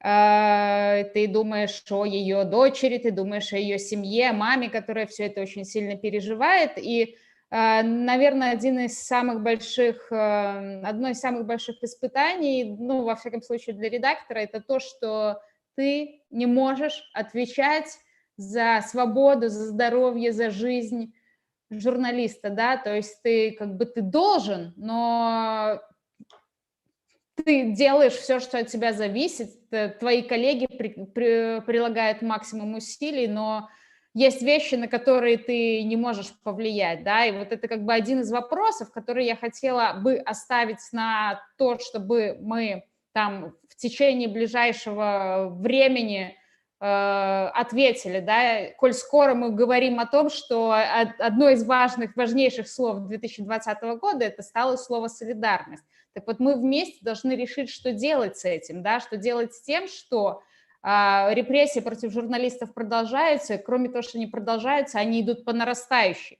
То есть мы сейчас говорим, сначала нас задерживали на несколько часов, потом на несколько суток, потом на 15, 25, теперь появились уголовные дела, что будет дальше? Вот, то есть мы там пишем какие-то обращения, мы выступаем в международных организациях, мы обращаемся к там известным журналистам, чтобы они выступили в защиту наших задержанных журналистов. Но что еще мы можем сделать? Что в данной ситуации может помочь? Я понимаю, что сложно спасать там какие-то отдельные слои населения, да, сложно спасать конкретный класс журналистов, когда в помощи нуждается вся страна, но мы должны думать об этом очень много и что-то должны придумать. Вот. Я бы начала с того, что... Начала, я уже должна заканчивать. Нас постигла большая утрата, это смерть Юрия Анатольевича Зисера, который сделал очень много не только для нас на Тутбай, да, я считаю, что он сделал очень много для всей страны, вот, потому что Тутбай – это не только место работы для нескольких сотен человек, это понятно, что Тутбай – это не только редакция, но еще это там эпоха, наверное, это символ какой-то, это источник информации, естественно, в первую очередь для очень многих белорусов. Вот. И это, конечно, очень грустно, что его с нами нет. Я бы отметила ковид, который очень сильно на нас повлиял. Он и в хорошем, и в плохом ключе, да, то есть, безусловно, нас коснулся он очень жестко, потому что болели многие ребята, и как бы двойная нагрузка ложилась на других.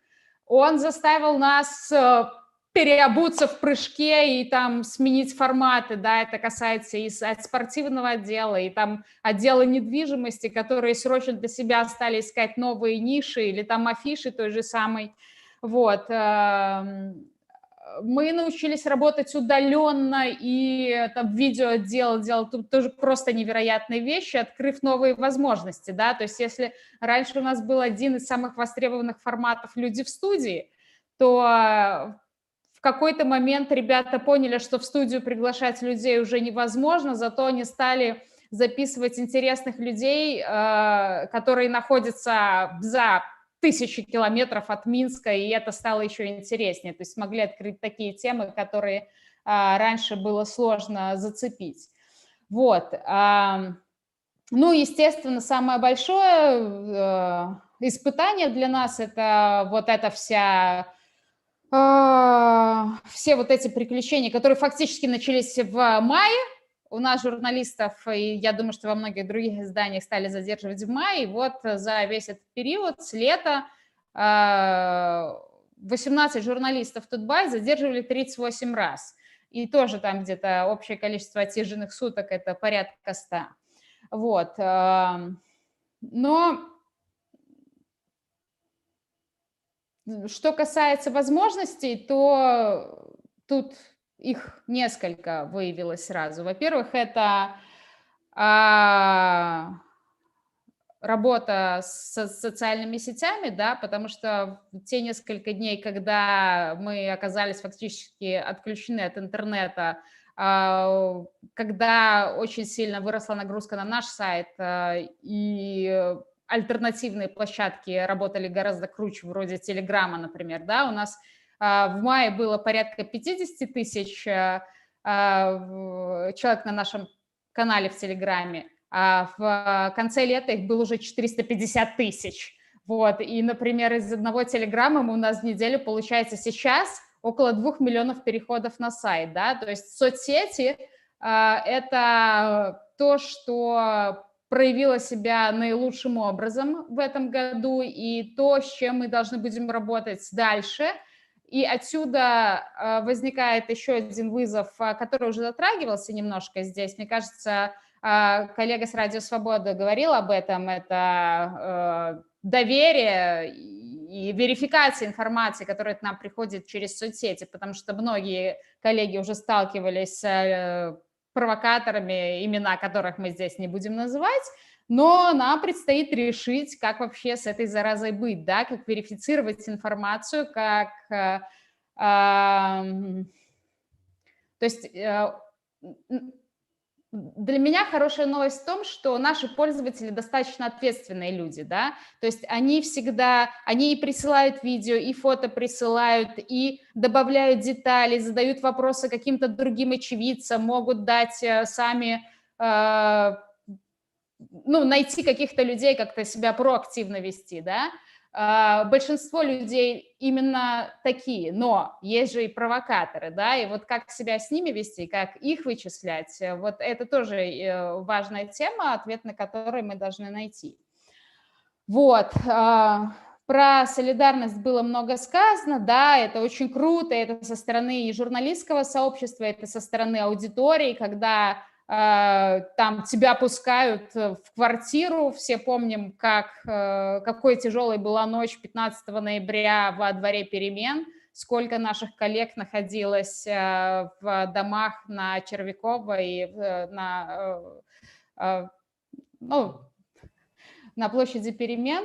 Но, тем не менее, самое важное было то, что местные жители пустили к себе людей, как они это делают постоянно во время акций протеста. Тоже удивительная способность. И опять-таки, соцсети здесь имеют большое значение. Когда, например, маршрут марша меняется в течение нескольких минут, и тебе надо найти какую-то очередную точку, где ты должен находиться, где ты можешь там передать информацию, передать фотографии, видео, да, и тут же аудитория подключается, тут же ты находишь место, где журналисты могут укрыться, ну, какое-то безопасное место, базу, скажем так. Вот. Ну, и, естественно, я должна сказать о лишении статуса, лишении Тутбай статуса СМИ. Мы, как известно, большую часть своей жизни работали без статуса СМИ, но это было до. Вот, то есть до не иметь статуса СМИ в конце 2018 года, это совсем не то, что не иметь статуса СМИ в конце 2020 года, да, то есть мы уже много раз с октября столкнулись с тем, что чиновники там и посылают, и подкалывают и находят какие-то другие, ну, в общем, очень часто ссылаются на то, что у вас нет статуса СМИ, да, хотя, ну, мне кажется, что самое главное – это там не твой статус, а, например, охват, ну, реальное количество аудитории и влиятельность ресурса. Окей, да, это стало большой проблемой, но что касается работы на акциях, то мы видим, что задерживают журналистов на акциях, вне зависимости от того, зарегистрировано Министерством информации их издание или нет, да, то есть как задерживает Тутбай представителей, точно так же задерживает, как мы видим, Белопан, Новины, Белопан, нашу Ниву, онлайнер и так далее, и так далее. То есть здесь статус СМИ, ровно как и синий жилет, как и бейдж, нас не спасают, а скорее служат мишенью, в этом горькая правда. Но, конечно, мы знаем, что все равно мы победим, мы сумеем с этим беспределом справиться. Вот. И последнее, о чем я хотела сказать, то есть последний вопрос, который у меня возникает, и на который я бы хотела сама получить ответ, это вот то, о чем говорил Владимир Янукевич. Это вопрос объективности, да, то есть это такой как бы вызов для нас. Я не знаю, кто из вас задумывался, насколько часто вы задумываетесь над этим вопросом, да, что мы перед собой видим? Мы с вами сами свидетели насилия, мы с вами сами свидетели преступлений, мы свидетели неправосудных судов, да, прочего беспредела, да, и в этой ситуации мне кажется странным, когда нас упрекают в том, что вы не даете там высказаться другой стороне, но это равносильно получается, как дать высказаться там, высказывать претензию, почему вы даете высказаться, почему вы не даете высказаться преступнику, да? Вот такая получается ситуация. То есть, с одной стороны, мы, конечно, всегда даем официальную позицию властей, да, это однозначно совершенно. Мы всегда, естественно, запрашиваем комментарий по всем ситуациям, где нужен их комментарий, да, и где там есть проблемы с тем, что нет официальной информации, другое дело, что этот официальный комментарий мы часто не получаем, да, но вот вопрос объективности, он как-то заиграл в этом году для меня, ну, новыми красками, что ли, да, то есть, и ты понимаешь, что это уже не вопрос выбора там между консерваторами и либералами, например, или там между демократами, республиканцами, между людьми, у которых другое мнение, а это там выбор между, скорее, там, наверное, добром и злом, да, вот такие вещи меня волнуют. Я не знаю, насколько я понятно выразилась в этом плане, но это история, которая в самом деле меня очень сильно беспокоит. Вот, так что было бы интересно узнать, что вы думаете по этому поводу тоже. Ну и, конечно, я желаю нам всем оптимизма, выдержки, сил, успехов. Вот, я верю в то, что все это впереди, главное очень сильно хотеть самим к этому стремиться. Дзякуй вялікі, спадарня Марына. Вельмі прыемна было вас пачуць, і аптымізм, і праблемнасць нашай всей працы. Дзякуй, Марына Золатова, галоўны рэдактар портала Тутбай. Ну што ж, пераносімся назад у рэгіён, і там Пётр Кузнецоў, заснавальнік Гомель Тудэй і Магілёв онлайн, ужо 1,5 гадзіны чакае свайго выхаду. Я скажу, што у нас яшчэ засталося 5 гасцей, якія выкажуцца, якія подзеліцца сваім меркаваннем. Я вельмі папрашу всех быць максімальна сціслымі, але з другого боку, калі не зараз, то калі яшчэ выказацца на тэму нашых медыасферы, нашай працы. Калі ласка, Пётр, табе слова.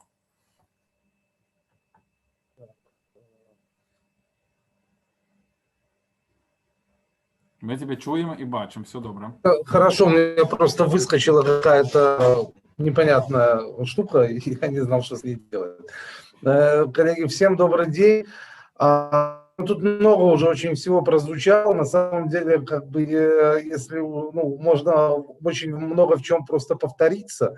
Поэтому, возможно, мое выступление будет короче, чем я бы хотел, потому что этого делать не хочу. Вот. Но все равно многие вещи, которые здесь звучали, они так или иначе общие для нас всех, но просто, возможно, их можно немножко по-разному как бы трактовать и воспринимать. Вот с самого начала этой беседы очень привлекло мое внимание то, что все выступающие один за одним отмечали вот очень важный фактор в том, насколько выросло доверие людей, доверие публики к независимым СМИ. И это чистая правда, об этом говорит не только наши ощущения, вот, и наше мировосприятие, так сказать, да, но и социология. Это действительно взрывной фактически рост. Но я хотел бы обратить внимание здесь на такой момент, что по моему субъективному глубокому убеждению доверие СМИ могло и не вырасти. То есть, когда мы говорим, что что-то у нас выросло или не выросло, это, в общем-то, категория пассивного восприятия. И на самом деле этого могло бы и не случиться, если бы не действительно героическая, очень профессиональная и во всех смыслах самоотверженная работа наших СМИ. И в первую очередь началось это с работы во время коронавируса. Это началось с ковида, потому что на фоне того, что вытворяла власть, на фоне того, что люди почувствовали необходимость в правдивой информации просто ради собственной безопасности, да, то есть мы все знаем, что людям нужна информация для того, чтобы они решения, они начали ее искать, и они убедились в том, что именно независимые СМИ дают правду. Момент того, то есть я очень это чувствую сильно у нас в регионе по вечной заочной дискуссии с государственными СМИ, которые в течение многих лет очень любили писать по поводу того, что независимые СМИ распространяют слухи, так называемые СМИ там, и так далее и тому подобное. Да? И очень чувствуется вот на фоне вот этой вечной дискуссии то есть вопрос в обществе о том, кто же говорит правду, он именно в момент борьбы с ковидом, всей этой истории, он именно и исчез. То есть это был на самом деле прорывной момент, по-моему, ключевой момент в этом году. Ну, их-то в любом случае два этих момента, и ковид, и президентские выборы. Но я уверен, что если бы не было ковида и того, как работали там журналисты, то история с президентскими выборами могла бы развиваться совершенно по-другому. Здесь есть такая связь, которая не очевидна. Мы за последнее время привыкли считать, что это аксиома, что ковид, он подтолкнул протесты и далее спровоцировал все то, что произошло, но это не аксиома, так могло не быть. Если бы журналисты работали по-другому, все могло бы быть совершенно по-другому. Вот. И, конечно, если говорить, так сказать, о нашем субъективном опыте, то есть все об этом говорят, мне не хочу там совсем уже в мелочи влазить, губить время уважаемых коллег, но это был очень важный момент с той точки зрения, что это был очень большой вызов для всех редакций, очень многие процессы получилось отточить, отладить и протестировать именно тогда. Впоследствии эти умения в том числе тоже пригодились во время президентских выборов, во время освещения протестов. То есть это тоже был очень важный как бы момент. Политические события, давление, тоже об этом очень много говорилось, и наша редакция тоже как бы немножко этого хлебнула. У нас было там 8 задержаний, 4 отсидки, значит, обыск, изъятие аппаратуры целый месяц, по всем выходным у нас под офисом дежурила машина милиции постоянно, мы об этом знали. Это с начала октября и где-то до середины ноября, пока не убедились они точно, что акции уже не проходят. К сожалению, это сегодня часть нашей реальности, и это часть нашей работы. Вот, и поэтому я лично считаю, что журналисты не тоже герои, как сегодня тоже в одной из речи прозвучало, что журналисты тоже герои в сегодняшней ситуации в Беларуси.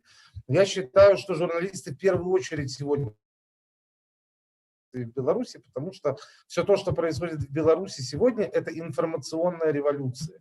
У нас нету практически политики как таковой, у нас нету, может сейчас оформляются, но их не было, никаких политических сил, у нас сработало только общественное мнение, которое формировали и формируют журналисты. И это очень круто, это предмет для гордости, хотя сам я себя не считаю журналистом, я таковым и не являюсь, я скорее медиа-менеджер в своем масштабе, может быть, с большой натяжкой публицист. Вот, но я все равно испытываю огромную гордость, что в эти исторические дни я именно в журналистском лагере оказываюсь, потому что это то, что сейчас на передовой, и это то, что сейчас делает новую Беларусь. Это офигенно на самом деле. И исходя из того, что мы видим в регионах, исходя из того, что я вижу в столице, вот со своей, так сказать, колокольни, я хочу сказать, что у меня здесь, конечно, позитивных прогнозов нет. Проблема существует, увеличение давления. Проблема, скорее всего, будет только нарастать, потому что власти не хуже нас понимают, какую роль играет сейчас информация. Я уверен на 1000%, что они нас не посадили на пароходы, не отправили по реке куда-нибудь далеко, только по одной причине, потому что они не хотят отдавать все информационное пространство на откуп телеграм-каналам, переводить, то есть они тоже видят динамику роста доверия населения и понимают, что если все СМИ просто взять и закрыть, то все уйдут в телеграм, а там вообще шансов не будет никаких.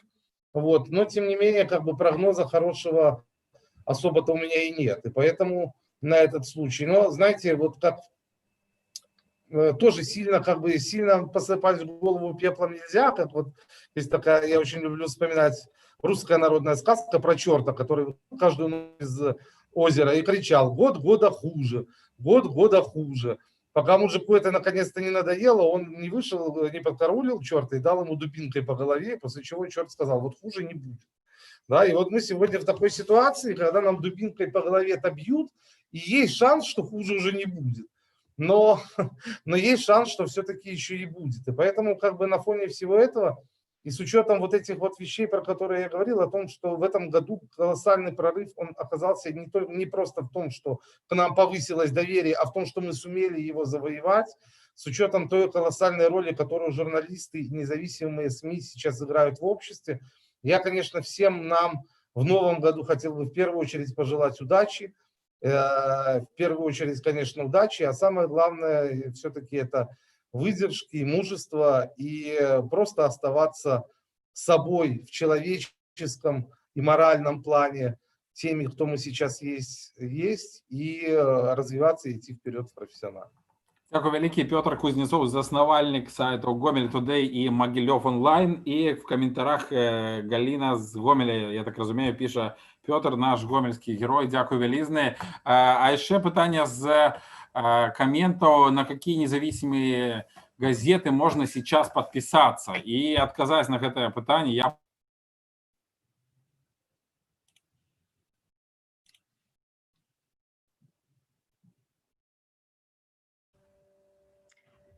Да. Бачно? Так, бачно, чутно, все добре. Ну, ось я, безумоўна, я скажу, што падпісацца яшчэ пакуль што можна на новы час. Як не дзіўна, мы яшчэ ў каталогу падпісным. І до речі, для палітвязняў, сапраўды, як пісалі, гэта адзіная магчымасць мець нейкую сувязь зараз з нашым светам незакратным. Але я як бы пачну спачатку. Я б хацела сказаць, не гледзячы на ўсё, што адбылося, я лічу, што 2020 год быў адзін з найлепшых для незалежнай журналістыкі. Я б яго параўнала, можа, з перыядам галоснасці, якая была ў канцы 80-х і пачаткам 90-х у Беларусі, калі цікавасць да незалежных медыя, да праўды настолькі ўзрасла, што разам з ёй ўзрасла і роля незалежных медыя. Таму пры ўсіх тых падзеях, што адбыліся, я лічу ўсё ж такі гэты год найлепшым для нас. І што было, як бы, у прынцыпе, для мяне, для нашай рэдакцыі галоўным, гэта, канешне ж, тут ужо Паша казаў, Свярлоў, гэта людзі. Прычым людзі ў шматлікіх такіх вызначэннях, гэта людзі вакол нас, людзі, з якімі мы сустракаліся на вуліцах, людзі, якіх мы бачылі на акцыях. Гэта людзі, якія прыйшлі да нас у рэдакцыю. Это і моладзь вельмі цікавая, таленавітая, гэта і майстры слова. У нас у гэтым годзе вельмі шмат такіх цудоўных проста здабыткаў. Можна шмат пра іх казаць. Я б тут, можа, увесь час расказвала толькі пра нашых журналістаў, пра тое, якія яны класныя і што яны робяць. І гэта людзі нашай журналісцкай супольнасці. Мы сапраўды ў гэтым годзе вельмі аб'ядналіся. Мы імкнемся падтрымліваць адзін аднаго, і можа гэта не так бачна, але гэта адчуваецца, заўсёды адчуваецца. І я так пераскочу трохі на пажаданні, вось чаго б мне хацелася пажадаць у наступным годзе, каб мы не згубілі вось гэта пачуццё салідарнасці, каб мы засталіся такімі з'яднанымі, і што б там далей не адбылося, горш стала, лепш, можа там зусім все по-іншаму будзе, і каб гэта салідарнасць і гэта падтрымка ў нас засталася, і мы засталіся проста такім не канкурэнтамі, а проста людзьмі, якія даносяць да грамадства праўду і таму павінны дзейнічаць неяк супольна. А вось вяртаючыся да друкаванага слова, я хочу сказаць, што менавіта гэты год, пад канец года, нарэшце стала відавочным, што друкаванае слова яшчэ рана хаваць, у яго яшчэ шмат перспектыў, і гэта бачна па тым, як рэагуюць людзі на наše выданне. Гэта пры тым, што мы беларускамоўныя.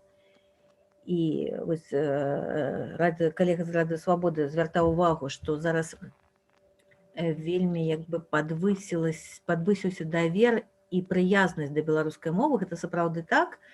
Мы гэта бачым і па росце наведвальнасці на нашым сайце, чаго мы, у прынцыпе, яшчэ год таму мы нават уявіць не маглі сабе, што ў нас будзе 40 000 унікальных наведвальнікаў, цалкам беларускамоўнага выдання. А што тычыцца друкаванага слова, то да нас прыходзяць людзі, да нас прыязджаюць людзі, якія замаўляюць пэўную колькасць асобнікаў, яны іх набываюць па накладных і развозяць у свае рэгіёны проста каб раздаць людзям. І аргумент такі вельмі просты, што суседкі бабульцы ці проста суседу, які не хоча нічога чуць і ведаць, не пакажаш там у інтэрнэце, што напісана. А вось газету можна аддаць, і хоча, не хоча, але пачытае і будзе, можа, пра нешта задумвацца. І, канешне ж, што яшчэ важна, тое, што мы, хтосьці сам падпісваецца, дробныя падпісваюць, але мы стараемся падпісаць усіх палітвязняў, не ведаеце, да ўсіх даходзіць, ад кагосьці мы атрымліваем лісты, ад кагосьці яны не даходзяць. Але шмат хто піша, што фактычна зараз наша газета гэта адзіная магчымасць атрымліваць хоць нейкую інфармацыю з волі, бо акрамя Саўбелкі іншых выданняў яны практычна там не маюць магчымасці атрымаць. І што яшчэ дзіўна, не дзіўна, але так паказальна.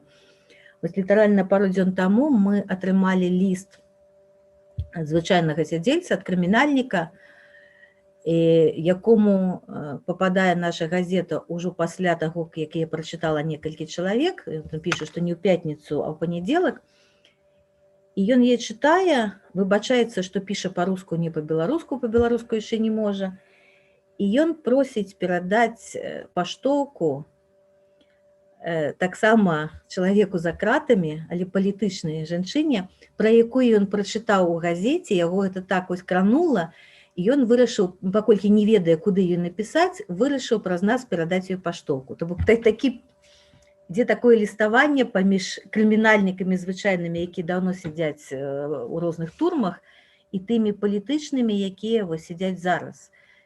І, ну, такое, у нас ёсць журналіст, які неяк жартаваў, што як пачынаўся італьянскі джаз з тых сядзельцаў, якія былі ў амерыканскіх турмах пасля вайны, гэтак можа і пачнецца адраджэнне беларускай мовы з тых сядзельцаў, якія былі ў беларускіх турмах і мелі магчымасць чытаць толькі па-беларуску.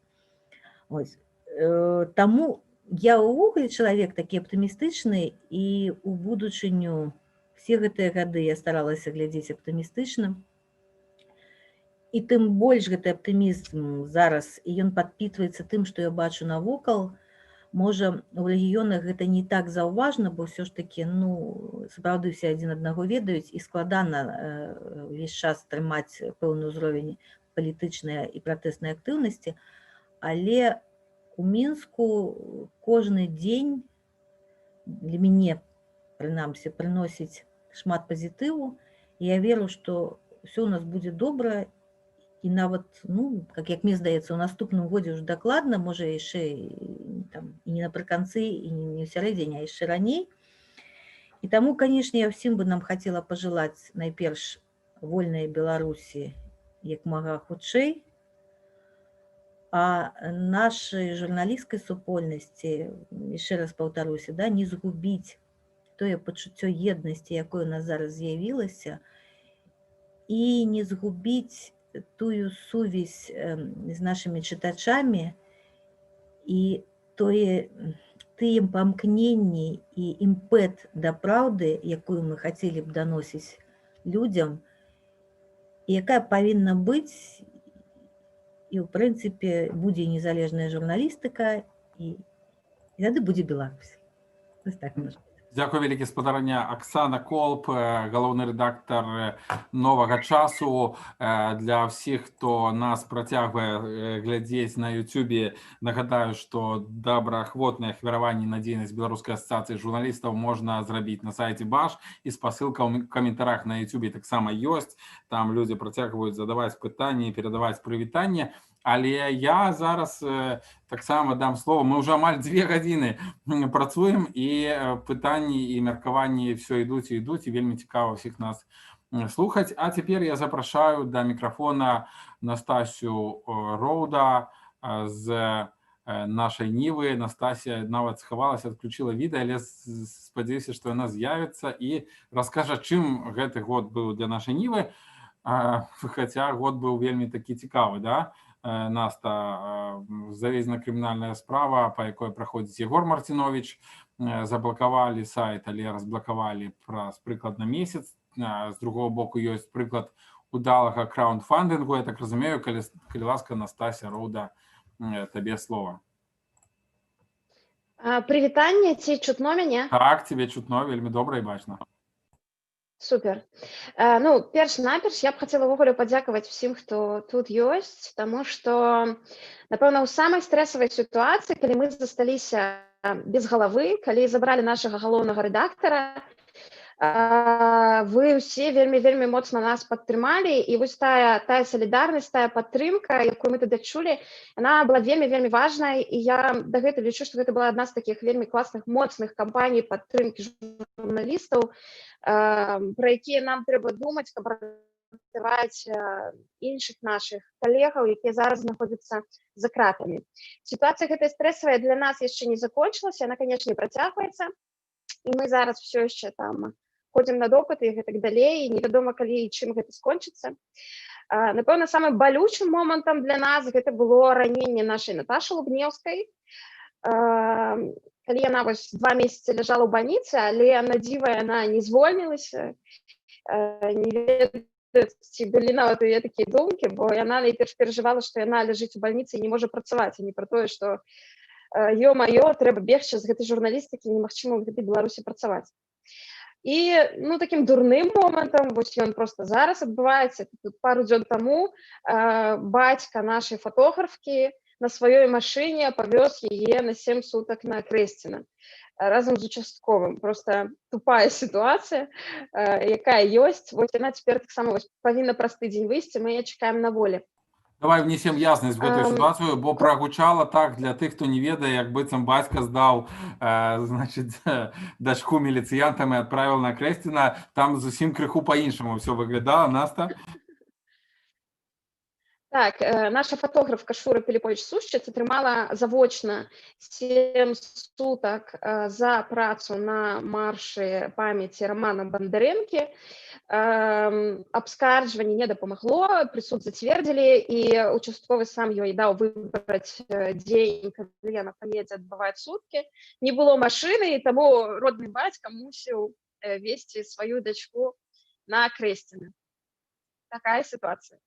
Ну, а теперь кропкава про то, что было у гэтым годзе. Ну, так, мы все зразумелі, что нас реально могуць пасадзіць, і мы нават змірыліся з гэтым і працягваем працаваць, не асабліва азіраючыся на тое, што заўтра мы можам апынуцца за кратамі, тому што все роўна хтосьці павінен рабіць гэтую работу. І нават выпрацавалі такую схему дзеянняў на выпадак, калі кагосьці забіраюць, што рабіць, каб не панікаваць, а займацца вырашэннем праблемаў, пераразмяркоўваць працу і справы. Мы зразумелі так, што людзі рэальна гатовыя фінансава падтрымліваць медыі. Калі там год таму на нашу ніву глядзелі там як на адзінарожку, который вырашыў запусціць Paywall, типу, хто будзе плаціць, якая платная падпіска, ребята, вы чего? Аказалася праз год, што гэта проста наша выратавальнае кола, таму што ў сітуацыі СОС людзі реально нам вельмі дапамаглі, пералічылі вельмі шмат грошай, такія сумы, которые раней мы не атрымлівалі. То бок у час, калі нас забанілі, людзі адгукнуліся і фінансава нас вельмі і вельмі падтрымлівалі, і мы разумеем, што гэтая падтрымка з намі ёсць, і калі раптам там штосьці здарыцца, мы зможам звярнуцца да аўдыторыі, яны нас падтрымаюць. Это вельмі класна, гэта наш грунт, на якім мы стаім. Мы навучыліся браць у Тэлеграме, таму што раней мы, як ніхто, стаялі за сайтам, што соцсеткі гэта ўсё другасна. У сітуацыі СОС мы зразумелі, што трэба ісці ў Тэлеграм, і проста імгненна за там пару тыдняў перастроіліся, і цяпер умеем там працаваць, разумеем, як гэта робіцца. І мы навучыліся пераязджаць з дамена на дамен. І навучыліся рабіць гэта яшчэ раней за ўсіх, так, у чэрвені нас там першы раз заблакавалі, і тады гэта была вельмі крызісная, незразумелая сітуацыя, але гэты пераезд дапамог нам пасля пераязджаць хутчэй, лягчэй і без лішняй панікі.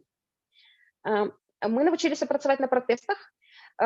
Ніколі мы не бачылі таго, што адбывалася так блізка, ніколі ў гэта не былі ўключаны ўсе. Так, была Украіна, але ва Украіну маглі там паехаць адзінкі, а цяпер мы былі реально там пад гранатамі, пад кулямі і навучыліся дзейнічаць у такой стрэсавай сітуацыі.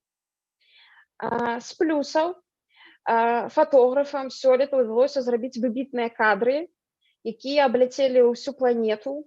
І вось фота, дзе дзяўчаты цалуюцца на фоне сцяны сілавікоў нашай Надзі Бужан, яно трапіла ў топ New York Times, і гэта проста вау. Мы вельмі ганарымся і Надзі, і ўвогуле ўсімі беларускімі фотографамі, якія нарэшце трапілі ў сусветныя тренды. Напэўна, без такіх жахлівых падзеяў, на жаль, у сусветныя фотападборкі складана трапіць. А сёлета Беларусь гэта зрабіла. І ў пазітыўным ключы таксама, таму што планета пачала захапляцца беларусамі. З плюсаў Наташа перастала кульгаць, яна ўжо ходзіць нармальна, рана зажывае, і спадзяюся, што ўсё яе далей будзе добра. І самае важнае, мы пераканаліся, што лояльнай аўдыторыі гэта тое, што вельмі важна. Самае важнае, што ў нас ёсць, гэта тыя людзі, которые ідуць за намі з сайта на сайт, з дамена на дамен, з дамена ў Telegram, хоць куды, которые ахвяруюць нам грошы, которые дапамагаюць, падтрымліваюць, пішуць. Вось на іх трэба арыентавацца, таму што у сітуацыі блакавання адвальваюцца ўсе пошукавыя ресурсы, дадатковыя крыніцы трафіку. З намі застаецца толькі наша лояльная аўдыторыя, которая пойдзе за намі і ў агонь, і хоць куды. І мы зразумелі сёлета, што мы патрэбныя людзям, што тое, што мы робім, гэта суперважна, і мы займаемся не ерундой, а важнымі справамі. І што я хочу пажадаць? Я хочу пажадаць, каб мы все выстаялі, каб мы не адчайваліся, і каб мы дажылі да перамогі. Я спадзяюся, яна будзе ў 2021 годзе, і мы все сустрэем яе на волі. Дзякуй вялікі, Наста Роуда, рэдактарка нашай Нівы. Жыве Беларусь, што яшчэ сказаць пасля такога выказвання? Ну что, засталіся у нас два гостя, которые 2 гадзіны вот чакаюць уже свайго выхаду. Я так разумею, что Катерина Пытлева уже стамілася нават чакаць эфіру. Это чалавек, які в эфіры, напэўна, все жыццё працуе і больш за ўсё ведае, як працаваць з тэлебачаннем. Маем гонар, спадарня Катерина, праграмны дырэктар і вядучая праектаў Маланка Медыа. В нейкім сэнсе адкрыццё, в нейкім сэнсе новае адкрыццё гэтага года. Хацеў распытаць найперш пра вялікі пласт тых журналістаў, якія звольніліся з дзяржаўнага тэлебачання, з дзяржаўных медыа, і пра ваш новы праект, вельмі цікавы і вельмі паспяховы. Калі ласка, вам слова. Толькі включите микрофон, калі ласка, у вас отключены. Да, добрый вечер. И в первую очередь хотелось бы передать слова поддержки, невероятного восхищения всем коллегам, всех СМИ. Вы невероятные, и спасибо вам за то, что вы делаете. Я кому-то писала лично в соцсетях, но мне кажется, ваша работа – это лучший итог года, и это правда невероятно, и спасибо вам. Вот просто как зритель и как журналист, потому что есть на что равняться, есть к чему стремиться, вот даже в рамках нашего нового проекта, и спасибо вам за это. Это очень круто, те высоты, которых достигли независимые медиа, это не может не восхищать, и спасибо вам за это, за пример, так сказать, в том числе и нашего молодого проекта. Но если говорить о тех, кто ушел из государственных медиа, на самом деле какое-то время, конечно, я отслеживала судьбу бывших коллег, кто чем начал заниматься. Я уже рассказывала в недавнем интервью, что у нас была идея и были большие планы, в том числе и с бастовавшими работниками БТ, сделать свою платформу, и для этого было очень много ресурсов. Но, увы, главный инвестор нас подвел, и мы расстались с командой, насколько я знаю, они продолжают работать уже по другим фронтам, ищут какие-то другие ресурсы, но я поняла, что я не хочу ждать, хочу работать здесь сейчас, хочу быть полезной, а не сидеть без дела и просто заниматься разработкой каких-то проектов, хочется заниматься их реализацией, и таким образом я оказалась в Маланке.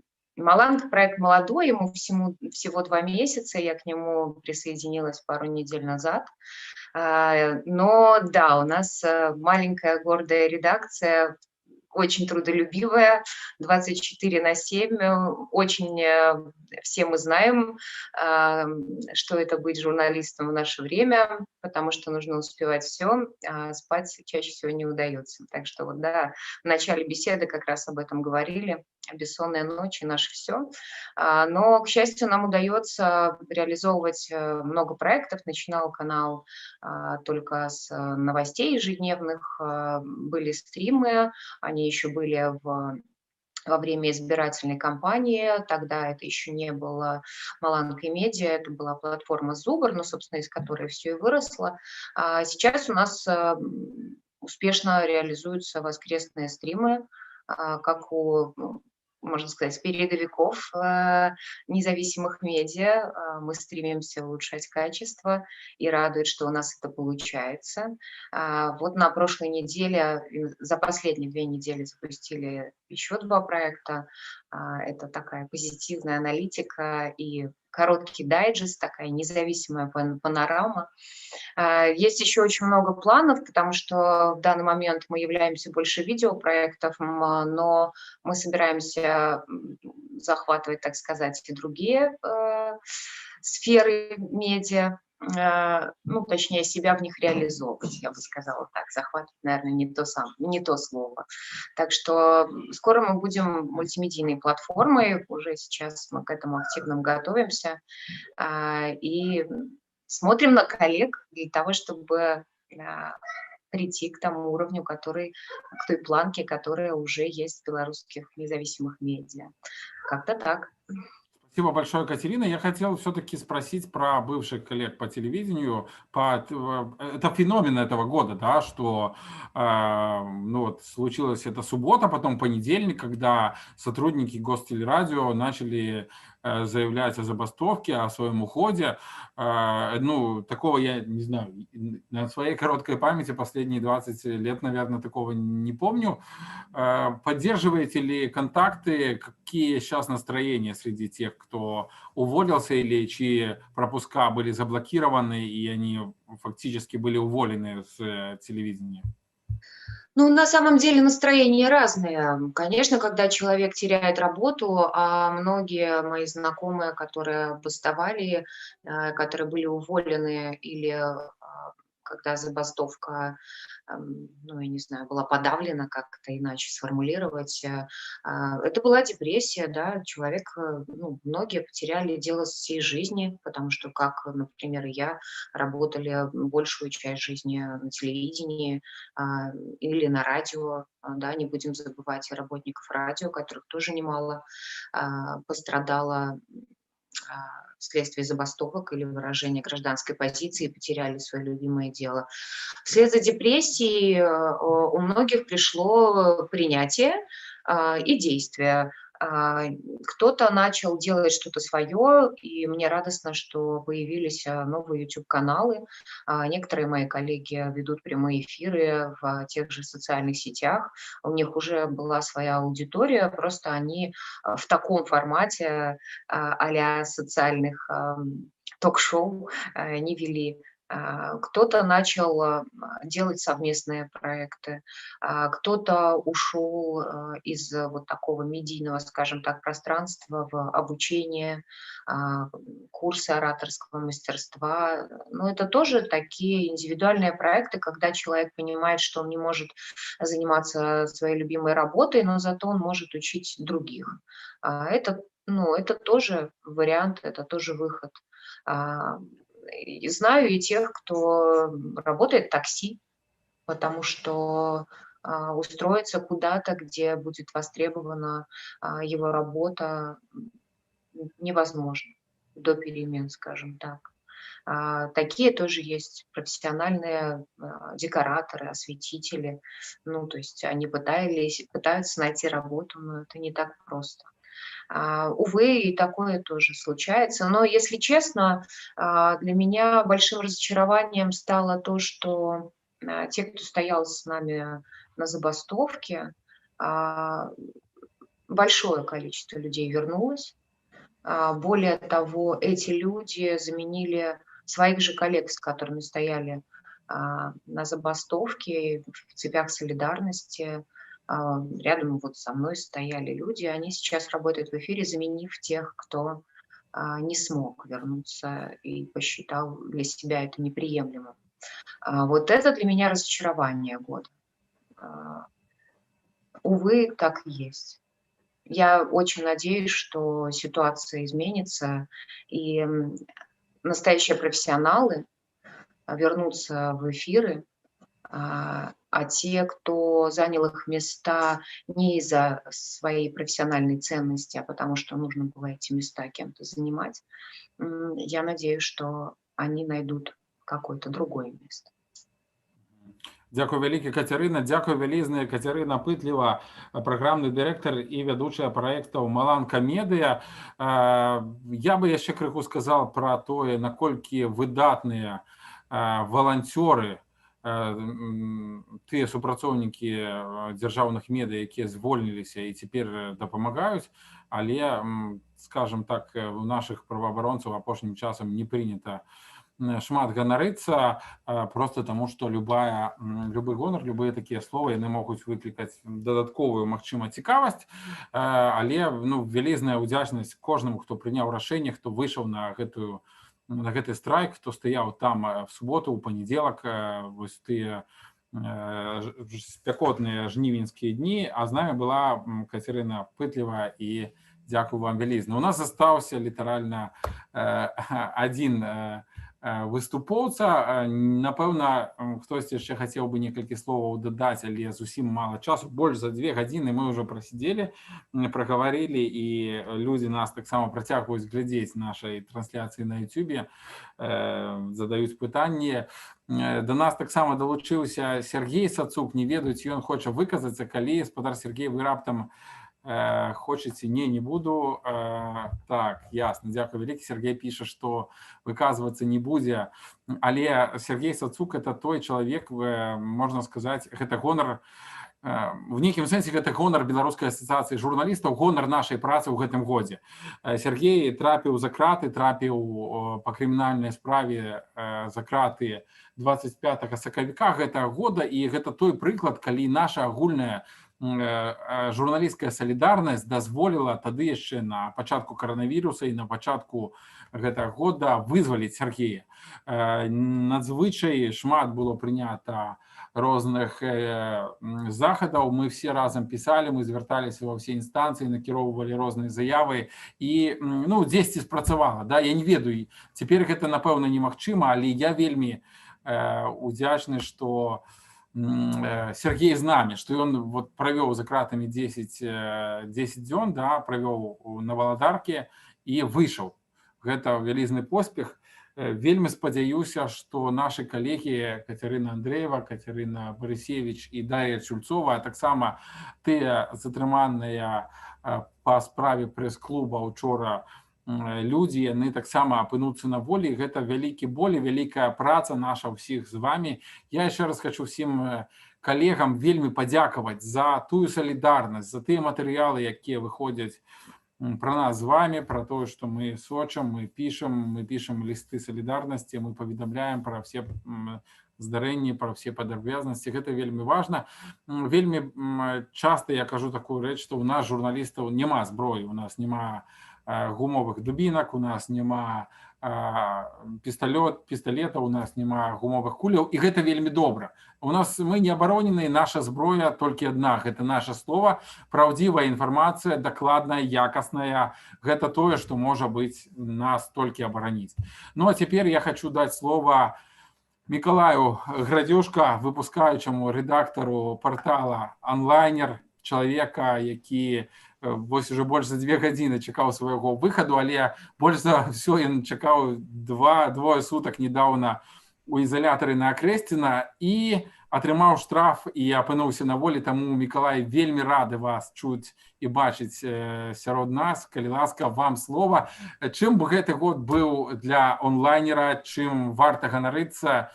Ну і, канешне, ваша нейкае пажаданне навагодняе мы хацелі б таксама, можа быць, пачуць. Калі ласка. Спасибо. Добрый вечер, коллеги. Спасибо большое Бажу за организацию этой встречи. Действительно очень интересно послушать коллег и узнать, как они прошли через все испытания этого года. Что касается достижений в целом, то, мне кажется, основное из них — это то, что все мы стали сильнее.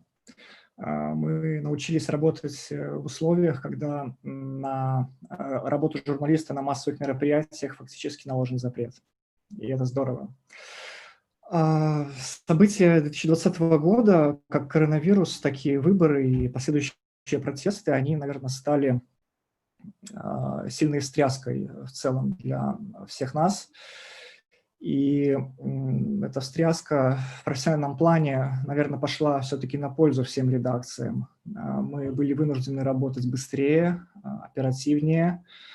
Мы стали лучше проверять информацию. В последнее время, вот уже сегодня об этом говорилось, появились фейки, которые специально забрасываются в редакции через чат-боты, и мы учимся их определять и бороться с ними, распознавать их. И я думаю, что сейчас это можно поставить в заслугу всем редакциям.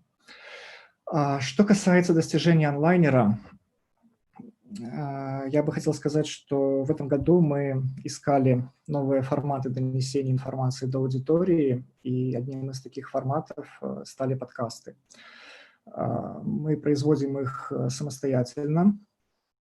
Для этого нам даже пришлось переоборудовать душевую в нашем офисе. Мы превратили ее в комнату для записи подкастов, там профессиональное оборудование, шумоизоляция. И подкасты, мы будем продолжать работать в этом направлении. Также, кроме подкастов, можно, наверное, отметить, что мы стали делать большие социальные расследования. Это такие форматы, когда расследованием занимается не один журналист, а целая группа в редакции. Проекты такие включают в себя около 10 публикаций на какую-то социально значимую тему. И вот, например, проект «Бухло» об эпидемии алкоголизма в Беларуси получил такой хороший фидбэк от читателей. Так что тоже, наверное, одно из наших перспективных направлений, в котором будем работать. Также, наверное, из позитива, все-таки как-то хочется больше о позитиве сейчас говорить. Уже, наверное, было довольно много сказано сегодня вечером о негативных моментах. Можно отметить прорыв на YouTube. Мы достигли 1 миллиона подписчиков и, наверное, нашли свой путь. Это не развлекательный контент, а работа в больших жанрах. Имеется в виду монологи, какие-то истории о судьбах людей. Мы выпустили несколько документалок, одна из которых была посвящена протестам и последующим событиям после выборов. И в ближайшее время тоже планируем подготовить еще один документальный фильм на эту же тематику. Вот. Ну, в целом можно еще отметить рост аудитории в Телеграме. Смогли увеличить охват аудитории в несколько раз. И Telegram стал новым каналом взаимодействия с аудиторией.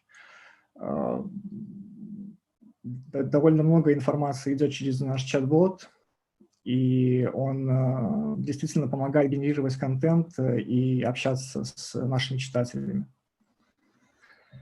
Вот. Но что касается каких-то общих пожеланий, то, пожалуй, хотелось бы, конечно, чтобы мы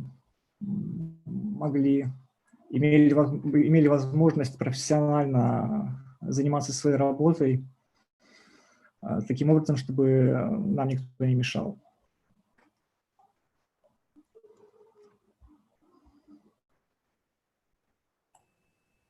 Угу. У вас все, так, спадар Миколай? Ну, в целом, наверное, да. Зразумела, калі нехта з наших гасцей хоча нейкую рэпліку развітальную зараз сказаць цяпер, то зараз ёсць якраз той момант, таму што мы будзем сыходзіць ужо з эфіру. Не бачу жадаючых, подключайцеся. Марыя Садовская хоча сказаць, калі ласка. Так, я бы хотела, пробачьте, что меня видно как человека-невидимку, у меня виртуальный бэкграунд. Я бы хотела пожадаць, штосьці супярэчнае таму, што казала Аксана Колб, і патлумачыць чаму. Я б вельмі хотела, каб у наступным годзе у Беларусі была шалёная канкурэнцыя паміж медыямі. Нават калі могуць быць судовыя іскі, але толькі ў вольным незалежным судзе. каб сапраўды ўсе змагаліся за свае аўдыторыі, каб выдумлялі, як пераманіць тую ці іншую аўдыторыю адзін у аднаго, замаўлялі шмат сацыялагічных даследаванняў, якія трэба было б праводзіць без усялякіх там дадатковых рэгістрацый і легалізацый, каб спакойна запускалі новыя тэлеканалы, якія будуць адзін з адным можа быць канкурыраваць і таксама за конт гэтага паляпшаць свой прадукт. І каб таксама у нас было не так, каб адзіныя якасныя вяшчальныя медыі вымушаныя былі хаця б часткова вяшчаць або знаходзяцца за мяжой. Ну, але, канешне, каб гэтага ўсяго дасягнуць, каб у нас сапраўды быў такі буйны медыарынак, які не вымушаны быў бы ўвесь час салідарызавацца толькі таму, што на яго ціснуць, хаця пры гэтым бы салідарызаваўся ў плане каштоўнасцяў і ценнасцяў, нам трэба сапраўды дасягнуць той перамены, якой мы ўсе жадаем. Так што жадаю, каб гэта збылося, а там няхай у кожнага збываюцца тыя прафесійныя планы і мэты, якія яны хочуць. Дзякуй. Дякую вялікі, Марыя. Ну што ж, больш за 2 гадзіны, амаль 2,5 гадзіны мы размаўлялі пра вынікі года у медыа. Я дзякую всім нашым удзельнікам і ці зараз нехта хоча падключыцца яшчэ нейкую рэпліку на развітанне сказаць. Я бачу, Андрей включыў мікрафон, не? Так. Відэа включите, калі ласка, Андрей Леонидович. Ага, бачу, ёсць відэа. Я вось так, подводзячы вынікі году, скажу, што ён праходзіў у такой сістэме каардынат, якую стваралі 3 вектары, 3 асі. Адна з іх гэта пандэмія, другая гэта ціск з боку ўладаў, і трэцяя гэта фінансавае становішча, якая, ну, зразумела, усе гэта 3 асі былі ўзаемазвязаны, і мы знаходзіліся ў пэўным месцы. І чагось я узгадаў зараз Бродскага, і гэта якраз пожадание на наступный год, пускай художник-паразит, другой пейзаж изобразит. То есть, как у наступным годе мы опынулись у іншай системе координатов, чего всем нам и жадаю. Дякую вялікі, Андрей Бастунец, старшыня Беларускай асацыяцыі журналістаў. Ну што ж, будзем развітвацца і будзем вельмі спадзявацца, што ў наступным годзе мы зможам сапраўды абсалютна законна в адпаведнасці са сваімі правамі рабіць свае абавязкі, выконваць сваю місію, даносіць праўдзівую, хуткую, дакладную інфармацыю да нашых гледачоў, чытачоў і слухачоў. Бачу, Паша, твою руку зараз табе дам таксама развітальнае слова сказаць, але найперш скажу, што любы грамадзянін Беларусі можа падтрымаць Беларускую асацыяцыю журналістаў, зрабіць добраахвотнае ахвяраванне на нашу статутную дзейнасць. На нашым сайце зверху справа ёсць кнопка. Павел Свердлоў, калі ласка, ты хацеў нешта сказаць таксама на развітанне. Да, я скажу вам на развітанне толькі 2 слова. Жыві Беларусь. Жыве вечна, з гэтым не паспрачаецца.